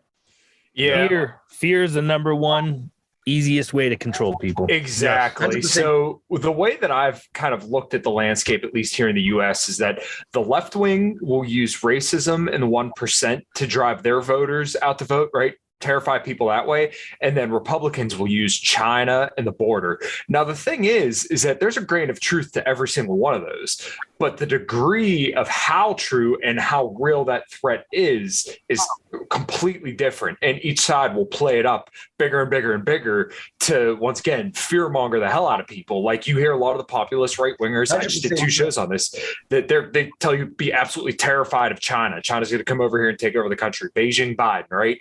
Well, then what happened with the left, with the left over the last 6 years? Trump is a Russian asset. Tulsi Gabbard's a Russian asset. All these people belong to Russia, right? It's this fear mongering. Once again, I'm starting to think that Kyle's a Russian asset. Probably. No. I don't have enough of an accent. I'm too Polish and too much of a Yinzer to be a Russian asset. Yeah, you might be the one that they're going to drop a nuke on. Yeah, they're going to find my little house in Vandergrift and nuke me and my dogs, and then all these beautiful guitars behind me. Hey, leave his guitars alone. I don't think they're going to do that, unfortunately. Yeah, they'll be gone with me. So what are y'all looking forward to? What do y'all think can change in all this? Because I know we're all over the place now. We're just having a conversation, which is I'm having a blast, but I don't want to keep y'all too long. What do y'all think can change in all this that's going to make y'all's lives better as creators? That's a loaded question. Yeah. Well, I am a bit loaded. I drank a 6-pack before 10 o'clock. Yeah, I wish I would have did a few. I wish I had a couple old fashions in me. I was drinking margaritas yesterday because it's like the first 80-degree day we had here in Pennsylvania in well over a year. So, dude, it was snowing in Michigan yesterday. Yeah, well, fuck Michigan. Yeah, fuck Michigan. I'd rather be in South Africa. There's less crime. Yeah, well, there's great less crime. He's probably not wrong. Yeah. No, South Africa is beautiful. Honestly, it's one of the most beautiful places I've ever been to. It is violent as shit. I had a teacher. I was there for 2 weeks. I had to pull my knife 3 times. I'm just letting you know. Yep.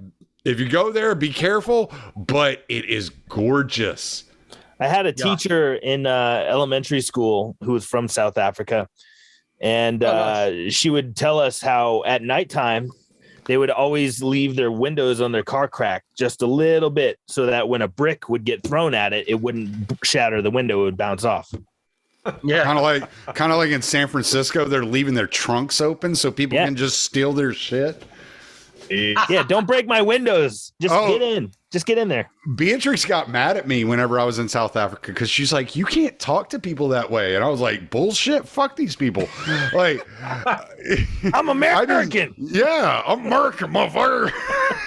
Yeah, like we went to there's a little town. I don't know if you know the name of it, Carlos. I could call Beatrix and she can tell you what it is. There's a little town in between Mpumalanga and Pretoria. We stopped at where it was a major trade town, and so they had like a little museum there, and so we stopped there and we had lunch and we just hung out. Well, we walked away from the car, everything was fine. When we went back, these fuckers had washed the car. It was dirtier when we walked up than it was when we left it. But they had washed the car, and then they started holding their hands out asking for money, and I was like, yeah. No, motherfucker, we didn't ask you to do this. And she's like, you can't do that. I'm like, fuck these motherfuckers. I just did that. Like you can't force me to buy something from you. That's what the government does, not what people do. And so I think a lot of that, you get a lot of that shit happening. And then it got even better, dude. Check this out. So we go to get in the car, and this guy goes, well, let me back you up and you can give me a tip. And I was like, No, motherfucker, I'm a professional driver. I don't need your fucking help. No, they do. Let me show They you do how that. it's done. Yeah, and they will. They'll stand in y'all's parking spaces and like 100%. wave you in as if they did something special. They stand in an empty parking lot and they'll wave you into a parking space and then expect a tip when you get out of your car. And Beatrix is like, you have to give them something. And I'm just too fucking American for that. No, you don't have to. I didn't give them anything. No, look, the thing is, you learn to live with it, man. I mean, like, I don't give them anything because they're going to look after your car. But let me tell you, if the guys want to steal your car, they steal your car. Right. So whether they're there or not, it's bullshit, man. So, I mean, I had my car stolen a few years back at the rugby, and I paid the guy some money, and fuck it, well, the car went. I mean, it's just you end up, the thing is, because you can't walk in town, you can't live in the towns. We live in suburbs, so you can't go into the city. You'll get mugged. It's like, so we've just learned to live like that. Like we live in a beautiful country, but we just learned to live. We've accepted this shit. You just got to be in your car. You can't, you've got to be every time you're at a robot. You just got to just make sure that you don't fall asleep, so they don't smash and grab whatever it is. All your windows are up. All your doors are locked. You got to be on high alert. That's all. But we've. I mean, you guys are arguing about freedom and shit. I mean, we don't know anything about that. Well, we become so used to having like this. I heard somebody say the other day, and I can't remember where I heard this, but the guy was like, "Oh well, crime in South Africa isn't that bad. I've only been carjacked 5 times." Right? Like as long as you haven't been stabbed to death. I'm sorry, but like as bad as shit is in America, like we don't deal with that. We are very privileged in not having to deal with that. And so we don't know what it feels like to, that fucking panhandler on the side of the road. When you're in South Africa and you see that guy, you got to expect that dude's about to smash in your window and fucking try to steal shit, or break into your house when you had to work, stuff like that. Right. And you got to be on guard all the time.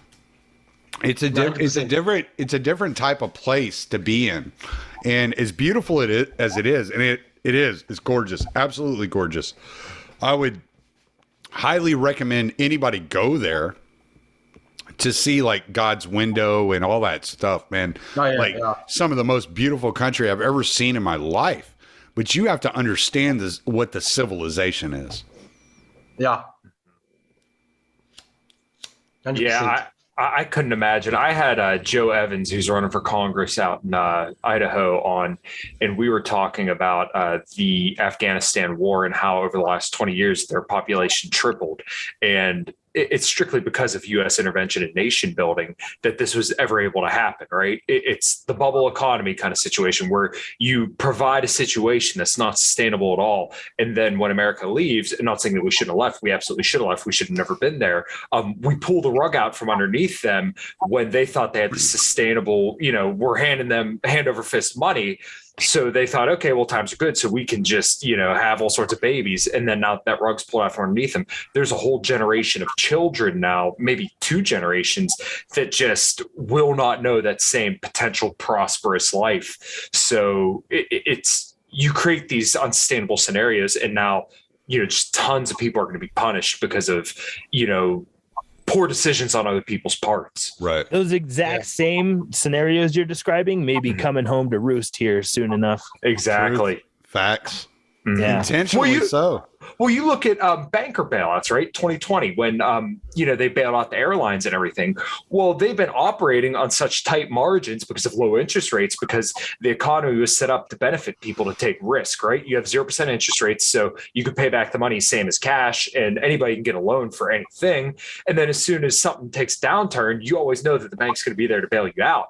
Well, what should have happened is these airlines should have failed. Right? They should have been put under more responsible ownership. Someone else should have bought them out because they were acting poorly. But that doesn't happen. Bad actors don't get sorted out. So now what's going to happen once, our national debt and the empire comes back, these chickens come home to roost. Well, us as Americans, we don't know that yet. We may know what it's like to, have our car stolen, to have people breaking into our homes more frequently, because now they're getting it in Cali. Right. Relative poverty has skyrocketed, and now they can't rein in all this crime because, once again, an unsustainable situation has been put in place. Well, part of the LA, reason, San Fran, Chicago, New York, Philly, there's a lot of places where part of the reason I South live Africa. part of the reason I live out in the middle of nowhere is because I saw like what Houston was. I lived there for like 30 years, 25, 30 years. I was like, this is not a place to fucking live. Right. Now my kids live there, but you know what? My kids now have a place to go because I have a place. You know, like it's like you gotta kind of you have to kind of weigh and measure the way things are. You know, like if I knew like let's say David in Denver, like he was like, man, shit's fucking going crazy here. I don't know what to do. I'd be like, dude, I have a couple of bedrooms. Come on by my house. Come chill for a few months, figure it out, and we'll get you situated. And you'll be safe here. Like, nobody's going to come around these parts and fuck with you. Nobody wants to come down into the Gulf Coast. Nobody gives a shit about us down here. Like, we're outside of everybody. BP do. That's it. Well, they're not going to fuck with us. They've probably already surveyed our land and figured it wasn't worth a fuck. So Yeah. There you go. that probably happened years ago. So I'm not worried about these guys, you know. But it was one of the things my mom told me whenever I bought this property was like, make sure no matter what, you have the mineral rights separated from the land rights so that when you sell, if you ever sell the property, if you ever sell the rights to the land, you still own the mineral rights, which is something that my great grandma did in Louisiana. And so my parents have a lot of money coming in every month. I can't say a lot because I don't know what it is, but they have mineral rights coming in every month because my great grandma sold this land but never sold the mineral rights. And so, all right, Interesting. they're drilling oil on this property. Well, that's whose oil is that? The people who own the mineral rights, you know? So, and so you have things like that you have to like think about and you have to consider. But yeah, no, I live where I live the way I live for a reason. Because I don't want to be caught up in all the bullshit. I lived in Houston for 25, 30 years. I saw how invaluable human life was viewed at that time. I don't have to be there now to see at what the extent is it occurred. I don't need to be there. My kids live there. If I want to know how bad it is, I'll just ask them, you know. Like, seriously, I just talked to my, I just talked to one of my sons the other day. He's 20 years old. He lives in College Station. He's moving back to Houston. It's like nothing is what they thought it was. He's like, college isn't what I thought it was. These people aren't what I thought they were. And I'm like, yeah, I tried to tell you, you know, like shit's changing. Shit's different, you know. Mm-hmm. So. It's been changing for a long time. Right. Yuri Bezmenov spelled it out pretty well in 1984 when he talked to G. Edward Griffin about ideological subversion, KGB style. Yeah. But earlier you asked us what you know the current situation could be like helping us to look forward to in the future. One thing I think is that since shows have disappeared for so long, I think more people are going to be starving to go to concerts. So I think like when Havok finally goes on tour, I think it's going to go very well. Dude, as long as gas is not $19 a gallon. And I just saw the worst fucking live performance of all time the other day. Limp Bizkit apparently played last month and to a sold out crowd of like 50,000 people. And I'm like, as bad as these guys are, as bad as this is, like anybody can fucking sell out a crowd. Yeah, I think I mean that band's huge, especially like in Europe. Why? Dude. Limp Bizkit's ginormous. They're horrible. They're huge. It's, Dude, I mean, there are plenty of people my age that probably fingered their girlfriends at 20 years old underneath the bleachers to some Limp Bizkit. There's got to be. I know that for a fact. There have been some dudes in the gym that wear cutoffs that are just a little too tight for them, deadlifting 205 pounds to some Limp Bizkit. And everybody, I played in a cover band at one point. We used to do break stuff. Dude, people go nuts for that stuff. No, but they were playing stuff I've never even heard. It was off of a new album. I was like, they have a new album? They're still together? Yeah, it came out last year. Yeah. Fred Durst looks like Hulk Hogan with no muscles. Like, like, what the fuck is happening here? Like, what kind of, like, we always like joke about clown world, but it's gotten ridiculous, man. I think that is one of the real things. But I think that's going to be one of the benefits. What's up, Carlos? I agree with David because we played 3 shows this year, and they were completely sold out, and people were fucking nuts. Like we play old school metal, so we hardly ever have mosh pits. Guys were moshing at our show. People were going nuts. Last year there was this massive fear, especially around the time of Omicron. We had to cancel shows. People weren't going out. We played a few gigs where there's like 10, 20 people. It was such a fuck up. When are you coming to Beaumont? When are you coming to Beaumont? Beaumont? Yeah. That's where we live. Yeah. We say, well, when you guys invite us, when Havok does a United States tour and deadline opens for them. But I must say, so I agree with David. I think it's we played 3 really good shows, man. Everybody went mad. That's awesome. It was, I think that's, and I got some mates in Ireland and the UK that I've been catching some bands now, and every time they go, they reckon it's fucking crazy. Everyone's just hungry. Beers are being sold. People don't want to go home. They're partying in parking lots. So I think that's going to do the industry a whole lot of good. Is there like a hunger in South Africa for metal, man? Because like it seems to me like when Lamb of God went, they did really well. When Cataclysm went, they did really well. Like when these bands show up, or is it just the big name bands? Is it not? Like I said, it's hard, man, because there's a hunger for like metalcore bands, deathcore bands, death metal bands, but there's like a whole bunch of sort of those older genres. Let's go like speed metal, thrash metal, power metal. That is just no one's interested. All the guys that love that music are in their 30s, 40s. They're married. They don't go to shows anymore.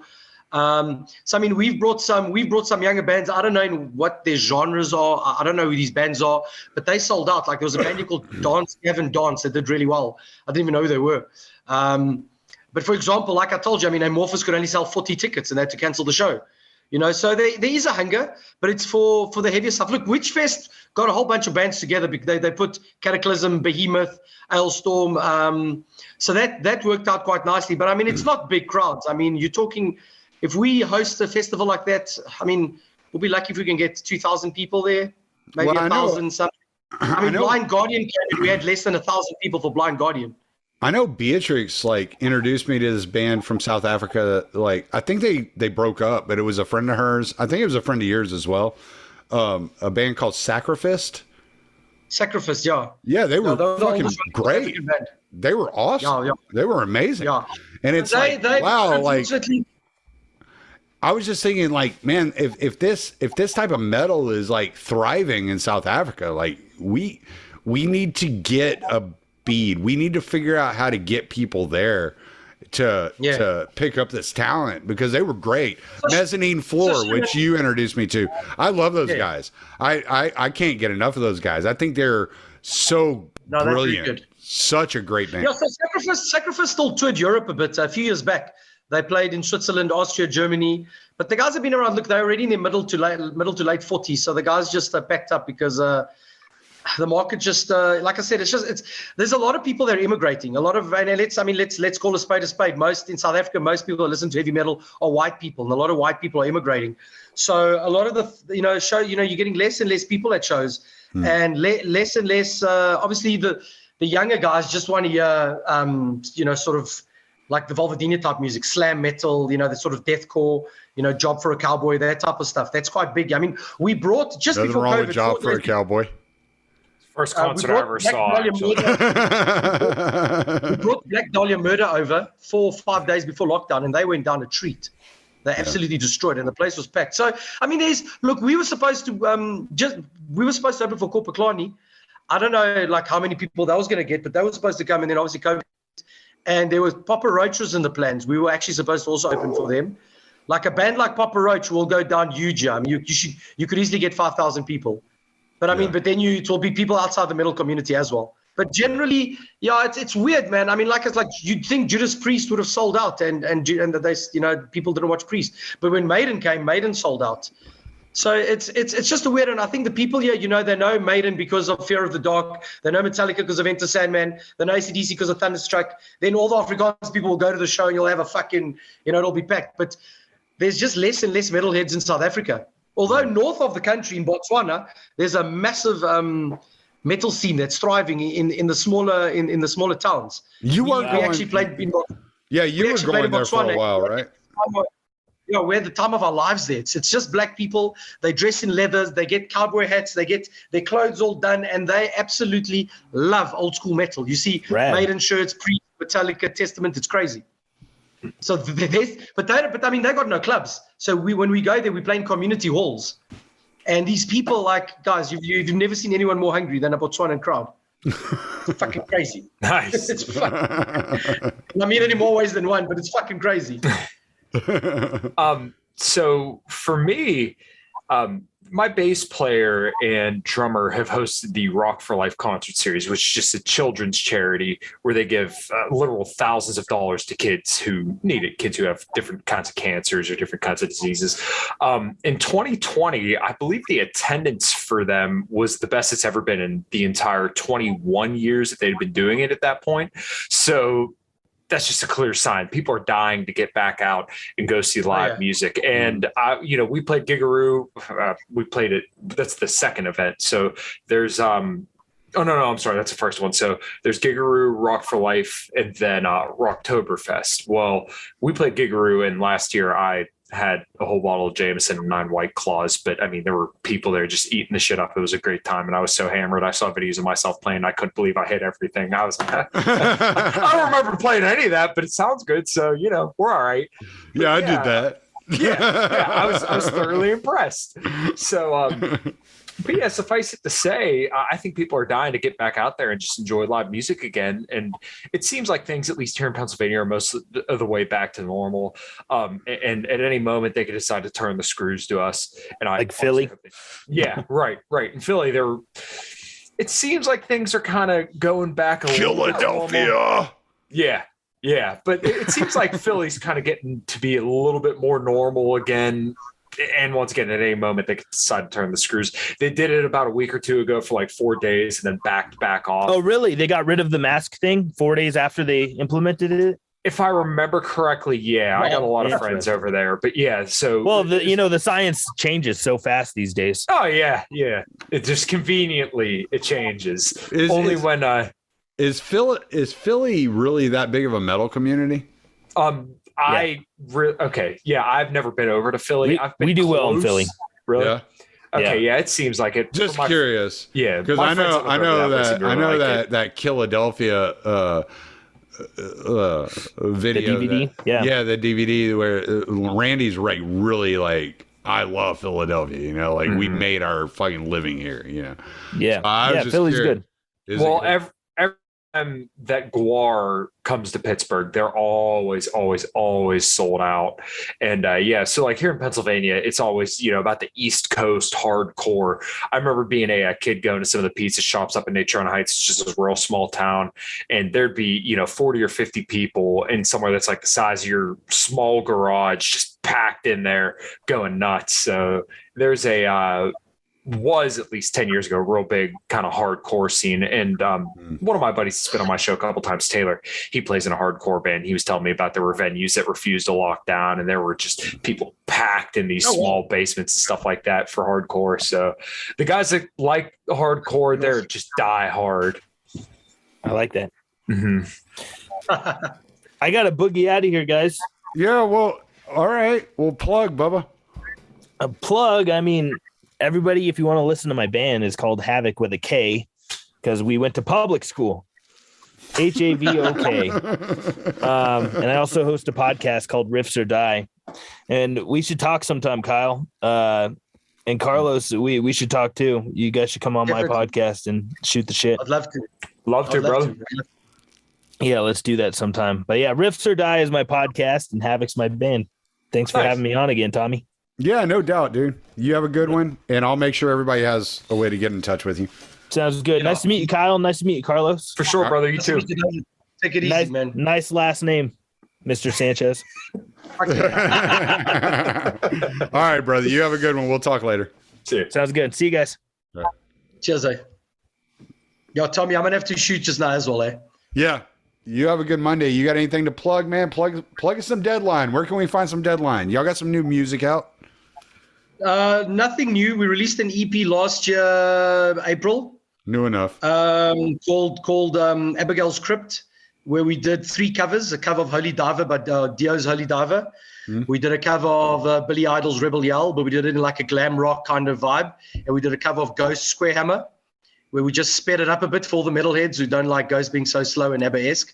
And then we covered 2 of our own songs. We covered a song of ours called Break the Silence. We did an acoustic version of it because why the fuck not? And we called it the Nothing Else Matters version. We were just taking the piss. And then we did a synthwave cover of one of our most metal songs called High Tops and Bullet Belts. Yeah. Did like this 80s dark wave meets synthwave. So yeah, we're busy writing album number 3, super thrashy. Much faster, much heavier than the previous stuff. I think you'll dig it, Tommy. We lost 3 of our members during lockdown, so our whole band's changed. So we got way better musos in. Lost? I'm allowed to say that. Are they out in the bush somewhere? No, so Lashak, our rhythm guitarist, the guy that started the band, immigrated to the UK. Mark, our drummer, immigrated to Amsterdam. And our bassist, Basil, quit. So yeah, we replaced him with a guy that plays in a tech death band. So he's joined us with a fretless bass, which is fucking amazing. Nice. So there's your little prog element. And our drummer's fucking great. He's actually our producer. Ironically, he's now become a Baptist pastor, but he's hell of a talented. So we're rocking it hard now. Jesus loves you. 100%. So hey, yeah, but I mean, you had talked a while back about changing the name of the band. Are y'all going to stay Deadline, or is there going to be a name change? Oh, you know what? Sadly, we are going to stay Deadline. Yeah, everyone knows us as Deadline. So that's so what we did is we call ourselves the Deadline Heavy Metal Crew. So it's so that they the other day they hacked our Facebook page and we couldn't get it back. Who? So we've lost a ton of fucking followers. So when we created the new one, we called ourselves the Deadline HMC, Deadline Heavy Metal Crew. So look, I've never liked the name. We were named after a Testament song, but one of my least favorite Testament songs, but nonetheless. But I just find it such a boring fucking name, Deadline. It reminds me of my day job. But anyways, that's what we are. Most people know us, so we're going to stay fucking Deadline, eh? Shit. All right. Well, yeah, I'll shoot people your way. You still got the same YouTube channel and everything, I assume. Same YouTube, yeah. We're on Spotify and everything. We got our website is deadlinehmc.com. Okay.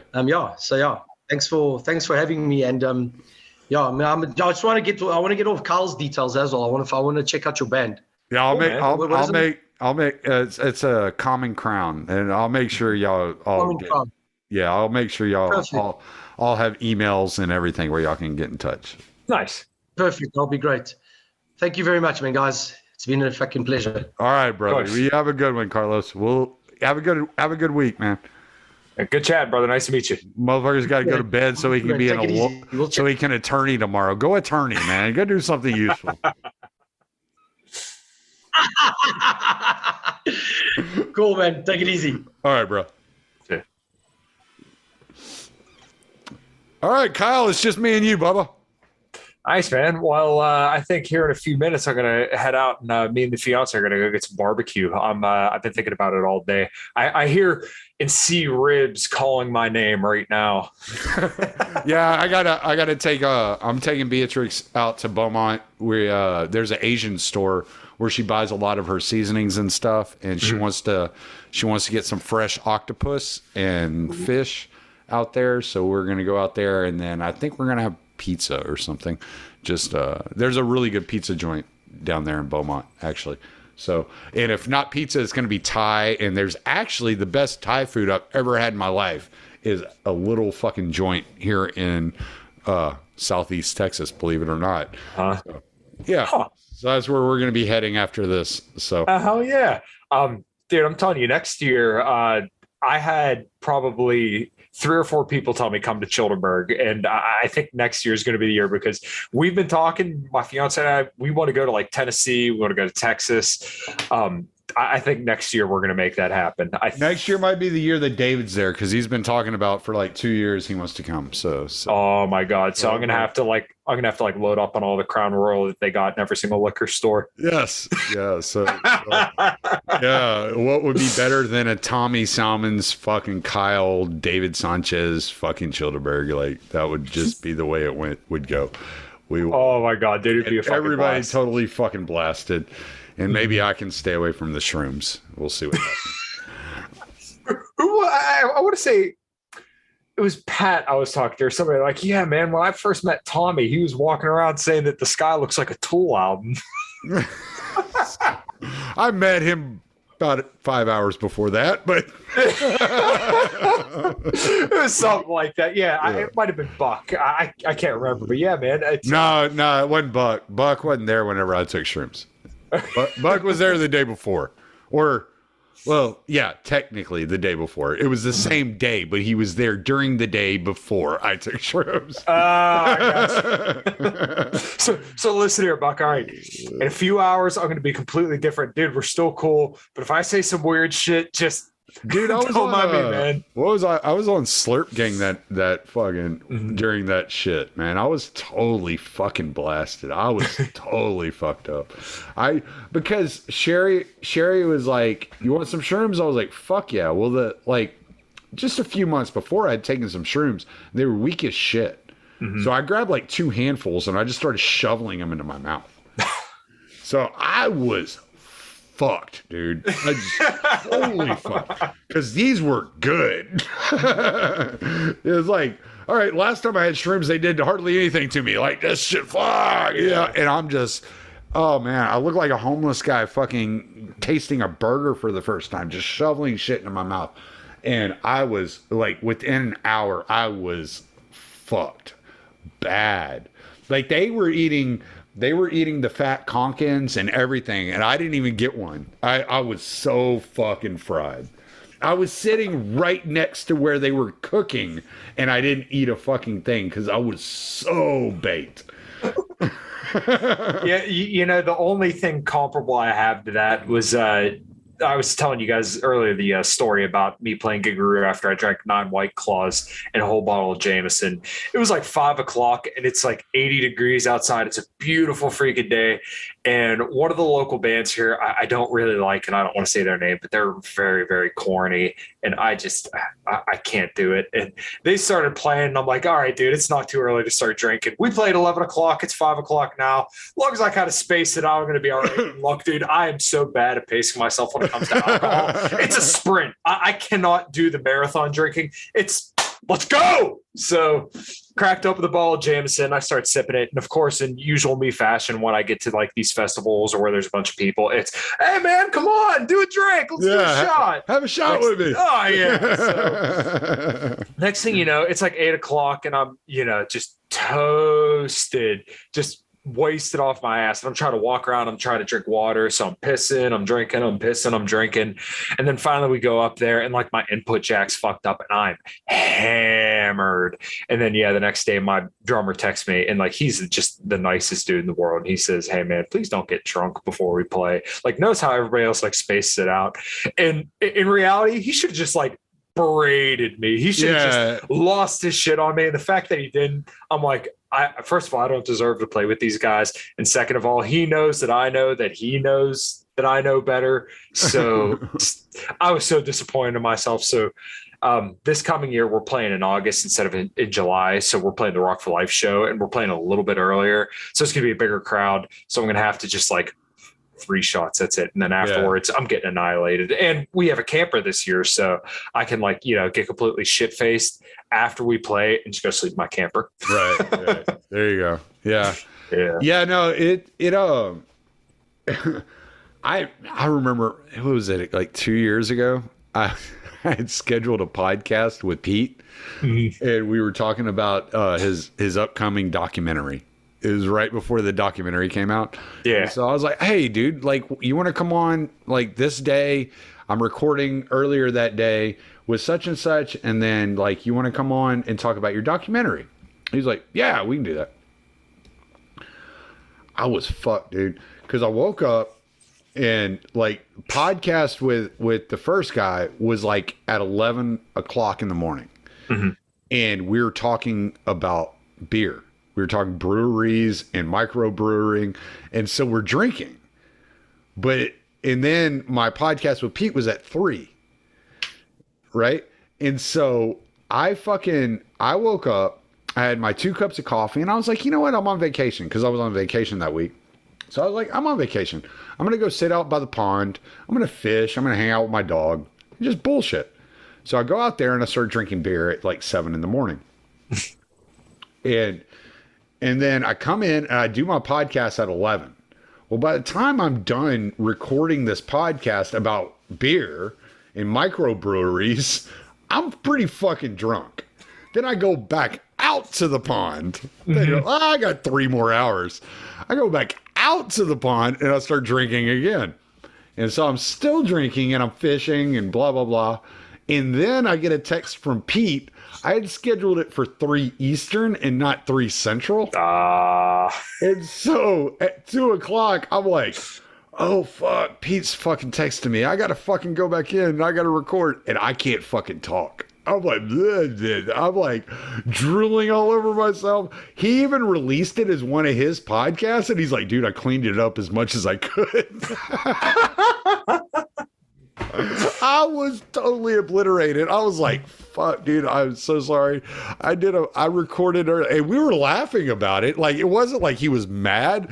It was just like one of those things like, fuck, I done put myself in this situation and I just got to be this guy at this point in time. Oh, dude, I just you got to be the drunk guy. Yeah. Oh, dude, nothing wrong with that. You own it. It's like, dude, it was a good time. You know, what the hell else are you going to do? I mean, we're still great friends. So, like, I love Pete to death. Like, he's one of my really close friends that I've never met in person, believe it or not.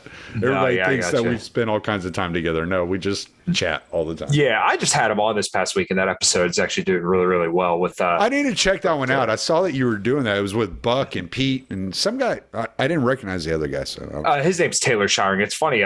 He runs the Hoppian.org. Him and I actually went to high school together. So I've known this dude for a very, very long time. Now, like, we never like talked or hung out that much in high school, but he plays in a hardcore band as well. Okay. And he's the one you brought up. You were talking about earlier. Yeah. Okay. So I had him on because he's a big paleo libertarian, and you know, we could disagree about strategy or whatever, but they made a very convincing case, and that show did really, really well by my show standards.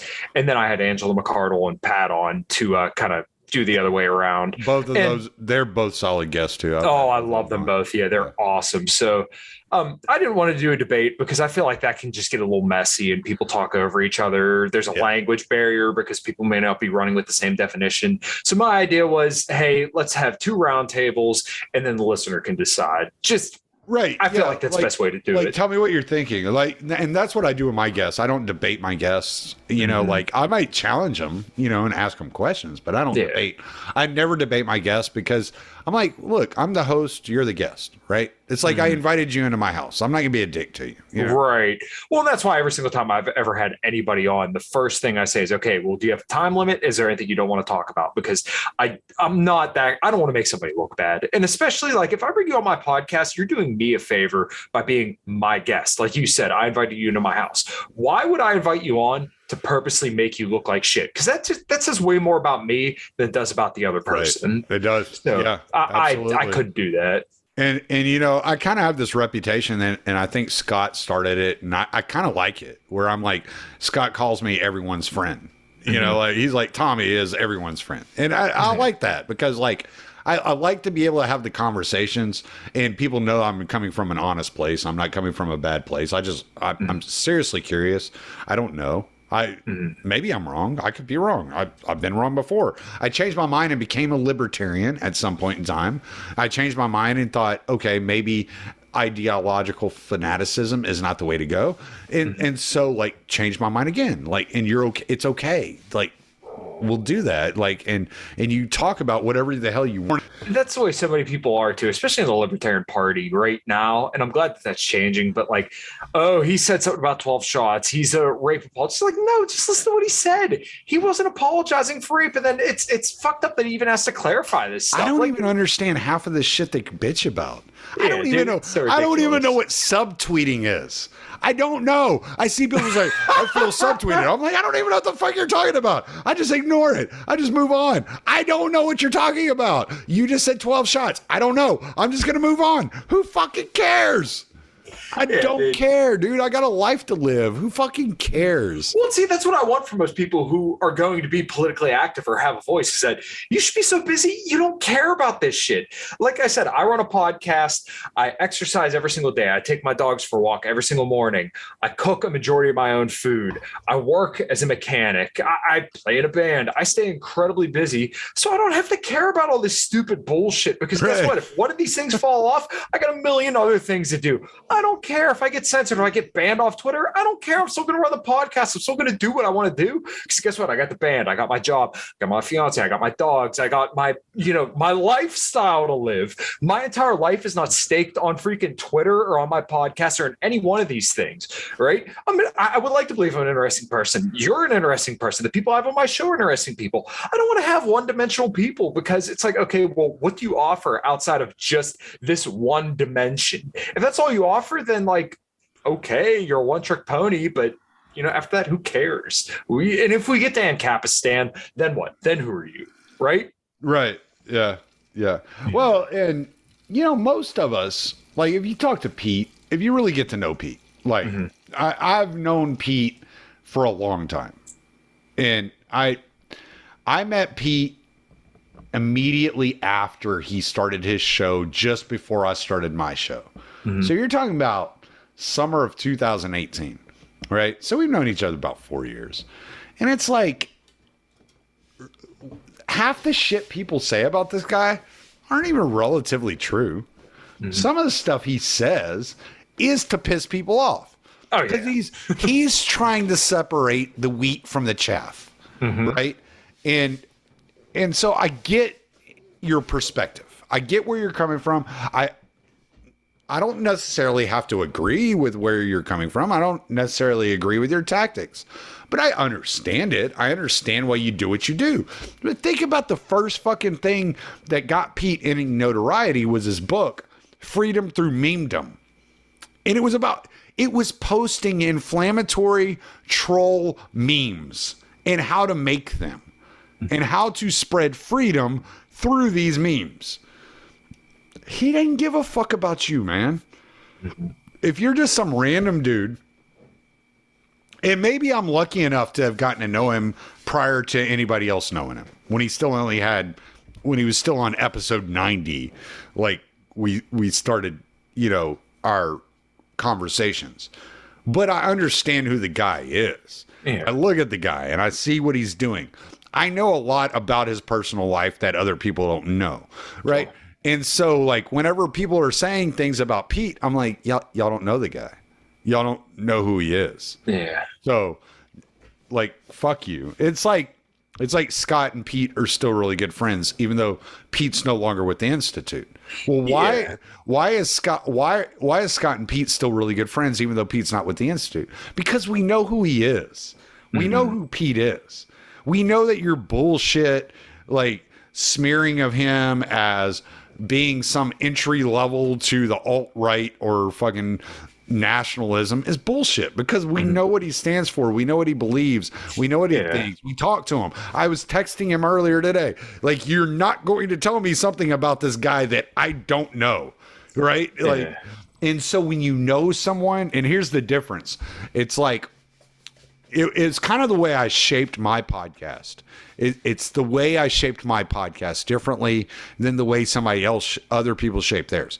A lot of what people are doing is they are entering into the podcast world as a personality, as a persona. And they are playing out this persona for an audience to gain an audience. I did it different. I said, no, I don't want to be anything other than what I am. So I'm going to be myself. And then the audience I attract is what I attract. And so that keeps me from being in a situation to where I have to explain myself or apologize for being me, because people that listen to my podcast already know, oh, well, that's just who he is. Like, that's the way he goes about his business. And so I'm not a persona. I am me. I said this when you and I and Reed were on with Buck. And I was like, yeah, and Buck's like, mission accomplished, which is funny. Like, Yeah. Kind of a little jab, but at the same time, it's funny. It's like, all right. But it's just the way I address these things. It's like, I don't have the temperament, the personality, or the time to try to act as if I am something. Yeah. Well, see, so like I started my podcast and it's called Liberty and Health, but dude, I'll talk about anything. I didn't want to be backed in a corner. Like some people are like, oh, I have to rebrand because I feel like I can't do this or this or this. I don't care. The name is just a name. It's just the branding that's with the show. And it is specifically more geared towards libertarianism and overall health, but also talk about blue collar stuff. We did the blue collar roundtable, like you were talking about earlier. I talked about, automotive basics because that's what my career is. That's what my career's been for the last 10 years. I don't want to be just this one trick pony. I want to be able to talk to absolutely anybody under the sun about anything and share that with people and hopefully people gain some insight. I don't want to be, like I said, just this one trick pony stuff to me isn't that entertaining. And like if you're looking for a specific thing, that's cool. But I am who I am. I'm a mechanic. I'm a dude who seeks his own health. I want to have a family. I'm a dog owner. I'm a homeowner. And, I'm a 27-year-old dude who's a millennial that's busting his ass, right? It's just me. I'm a ball buster. I think I'm pretty easy to get along with. I'm a down-to-earth guy, but I'm also not going to sit here and just tweet libertarian stuff all day, just tweet libertarian stuff because, after a while, it gets boring. Like yesterday, I was going to tweet out, sorry, I'm not a fiery libertarian. I was enjoying margaritas with my fiance at Applebee's before he went to dinner, right? Yeah. That's just me, dude. Yeah. Well, and I think that's what libertarianism is missing in a lot of ways, is the real life. Right. And so, and this is why I talk about ideological fanaticism, right? This is why, because you're so fanatically, engaged and focused on the ideology that you forget that you're a person. That's really dangerous because if you turn off your screen, if you get off that computer and you get away from the technology and you go and deal in real life, you're really just a real person. And so that's why conversations like what we had today about musicians, I know some really interesting musicians. They're not the most famous people in the world, but really interesting musicians that are doing some really interesting things in really interesting places. And let's have that conversation because that's real life. People's lives are being affected in here, and music in a lot of ways means a lot more to people than politics. Oh, absolutely. No, I don't have to talk politics all the time. And a lot of times I'll do a subject and I don't consider it political. And because I talked about it and put it up on the Libertarian Institute, suddenly it's a political issue. And it's like, no, that was really more of a philosophical issue or a theoretical issue or, I did one the other day where I just ranted for an hour about, I called it the most important thing I've done all year. And I was talking about, spending time with my kids and, because it's not about the politics, man. It's about how do we better ourselves as people, and what are we going to do going forward? These people, obviously, there are people in positions of power that obviously want to control our lives. So how are we going to react against those people? And I think the best way to react against a lot of those people is just to ignore what the fuck they're doing and act like they don't exist and go on about living your life and move forward because fuck them, man.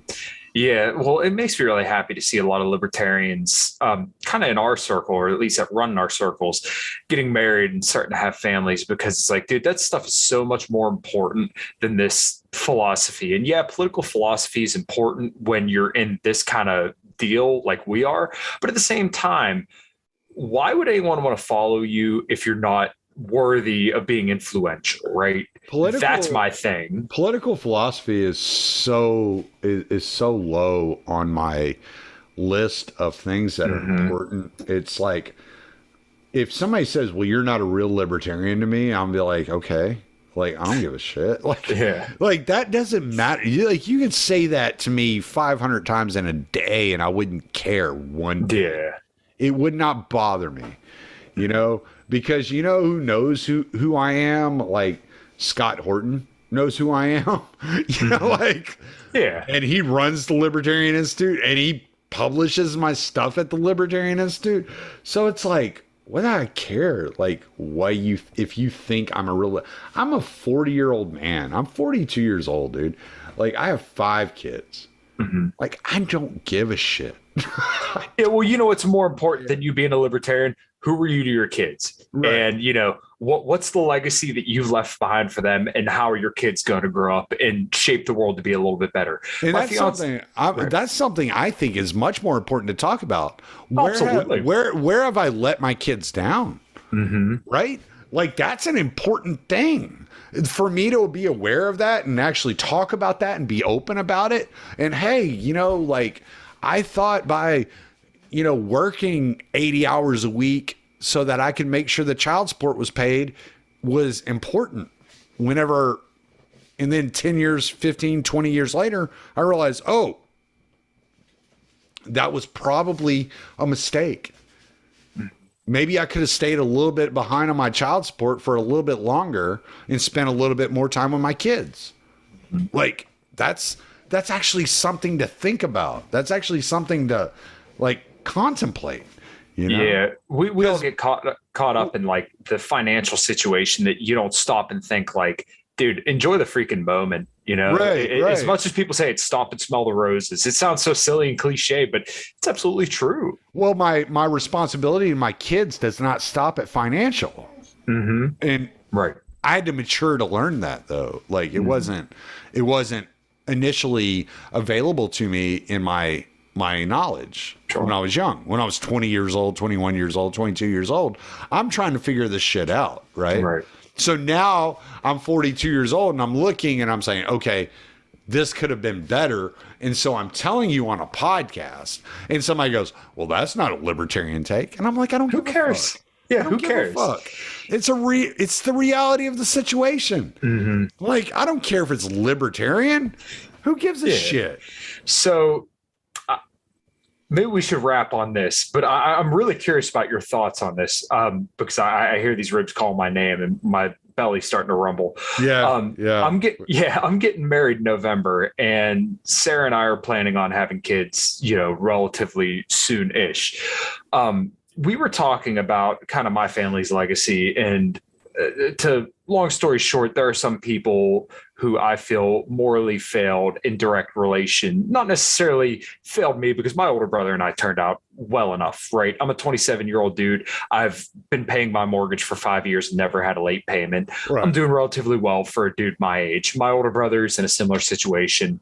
And my older sister is much worse off. And obviously I won't go into details here, at least. But suffice it to say, some people, I think, morally failed along the way. And if they had not failed, then things would have been better. As a father, where do you feel like you could have improved? And what would you say to someone who's aspiring to be a father? Attention. You gotta learn to pay attention in the right way. And I don't know if I can tell you what the right way is, because I think it's different for every kid. I have 5 kids. 4 of my kids and I get along just fine. And then I have a daughter. She just doesn't really talk to me. All right. So, and it's not all my fault, and not to say that like I'm absent of any blame in this situation. But it's not all my fault. you got to learn who they are. See, because like raising kids from a divorce is different than being there every day, right? So when you're there every day, you can fuck up one day and then make it up the next day. But if you've gone through a divorce and you have you're dealing with kids, you can't fuck up. There's no room for error, right? And because, all right, so I happen to have been in a situation where the mom wanted to talk bad about me all the time. And one of the things I refused to do was talk bad about moms, like their moms. Like I was like, I'm not going to do that. That's your mom. I'm not going to do that to you or your mom. So I'm dealing with not only my own sins, but also what was said that wasn't necessarily true, right? So I'm dealing. So whenever it comes to like certain relationships, but if I were gonna let's y'all are getting married and you plan on having kids, you don't plan on divorcing. All right, so like from where you're at, I would say like the number one personally, like my number one advice to you as a young man about to engage in starting a family is do not neglect your wife for your children. That's number one. Because when your children are out of the house, your wife is still there. That relationship still needs to be solid, right? I think that's super important. Number two, make sure that you are teaching your children communication skills and communicating with your children properly. So therefore, if there's like, let's say there's a situation where your child is doing something wrong and you have to discipline your child, you explain to your child, this is why you're being disciplined. I'm not going to tell you how to discipline your children. If you want to do peaceful parenting, do peaceful parenting. If you want to spank your child, spank your child. I don't think that is as important as communicating the reasons why they are being disciplined, right? Discipline's never fun. Being disciplined sucks. So understanding why you're being disciplined, I think, is much more important to child development than you don't just spank the kid or put the kid in a corner. Either way, you're doing something to the kid without the kid understanding why you're doing it. That understanding, I think, is very important. I'd say number 3 is do things as a family. So the wife, the dad, and the children. Let the children see what a healthy relationship looks like. You want the children to have a view of a healthy relationship. So just to cover it again, I'd say number 1, don't neglect your wife. Like, make sure you're still giving her attention. Number 2, communicate with the children, especially when it comes to discipline. And number 3, make sure that the children see what a healthy relationship looks like. And if you do those 3 things, I think you're going to be off to a really good start. The one thing I always said was whenever I got married, I want a relationship like my parents have, right? And so I knew what the end goal was. I just didn't understand what the means were. And part of that was immaturity on my end. Part of that was my parents not understanding that they needed to show me what that meant, right? To have that. And that's not a jab at my parents. I love my parents. My mom's my best friend. Like, seriously. Between my mom and my wife, those are my best friends. Those are the people I talk to the most in the entire world. So it's not, and part of that was youth. Right? My mom had me when she was 17 years old. So she didn't know. She was like, we have a great relationship, but all right. So how do I teach my son what a great relationship between a man and a woman looks like? That's something you have to work at. So you have to give out those signals. You have to act out that process in front of your children of what that relationship looks like. And so, That might be one of the hardest things, because some people think a good relationship just looks like sex, right? Well, you don't want to be. Yeah, it's much more than that. Yeah, you don't want to be nailing your wife in front of your child, like so. Right. So what is a healthy relationship between a husband and wife look like? And you have to determine that on your own. And then you have to figure out a way to reflect that for your children to see. That doesn't mean there can't be any tenderness. You just maybe want to limit how far it goes, so. Yeah. I think if you do those three things, like, you're off to a good start. And I'm not saying those three things are the end all be all, but I think those three things will put you off at least on a footing that was solid. You get a solid foundation beneath you. And then, you got to understand, children are not easy. And here's the thing.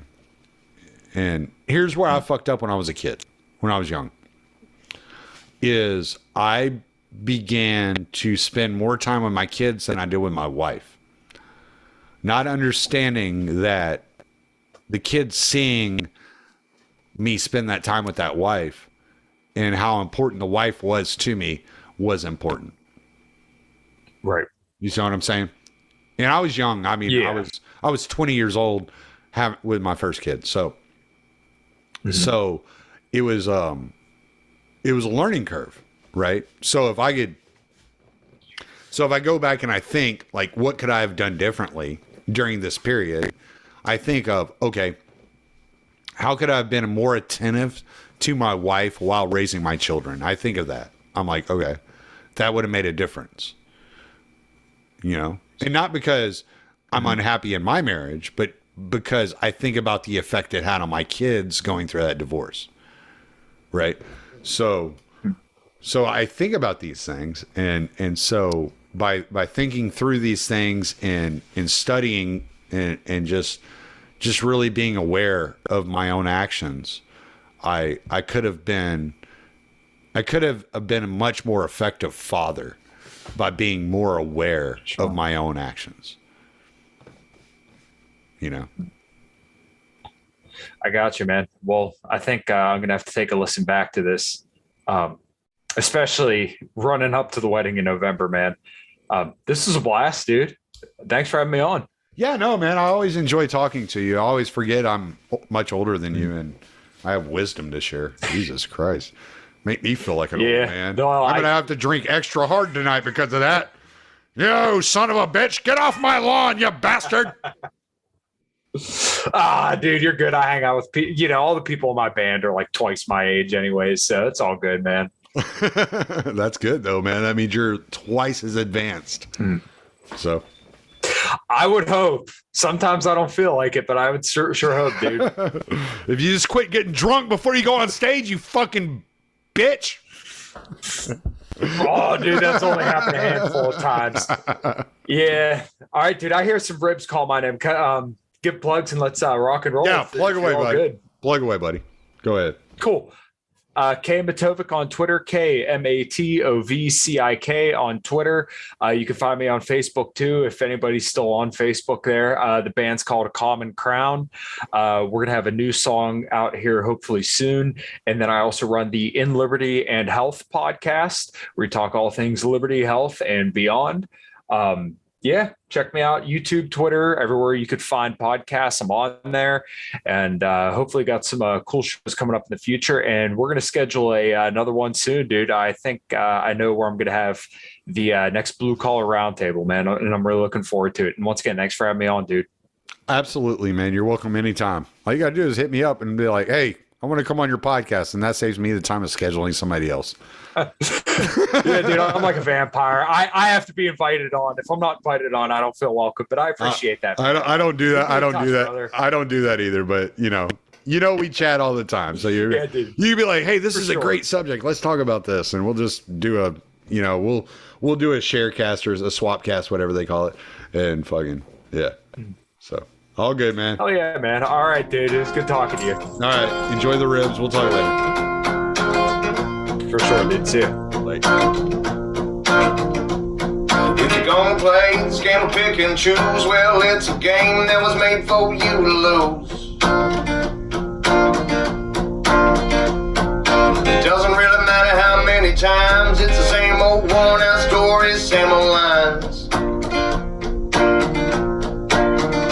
They're all pointing dirty fingers in hypocrisy, bragging on their feats of mediocrity again. Never really making any kind of change, but they keep on getting re-elected, and I find that strange. And that's why I say fuck them, don't feed them, cause we don't even need them. I never celebrate the tyrants that are taking our freedoms.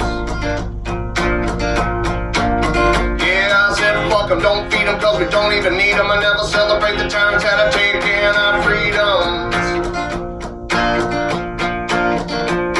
What's it gonna take for you to see that we're living in a rigged democracy?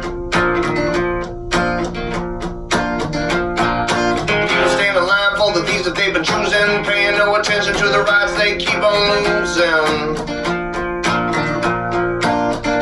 But they all gather in the rallies and they chant their names, on goddamn well that it's all gonna be the same. Just 4 more years of war and taxes, 4 more years of them grinding down their axes. And that's why I say fuck them, don't feed them, cause we don't even need them. I never celebrate the tyrants that are taking our freedoms. Yeah, fuck them, don't feed them, cause we don't even need them. I never celebrate the tyrants that are taking our freedoms. Cause we don't even need them, we'll never celebrate the tyrants that are taking our freedom. Fuck them, don't feed them, cause we don't even need them, we'll never celebrate the tyrants that are taking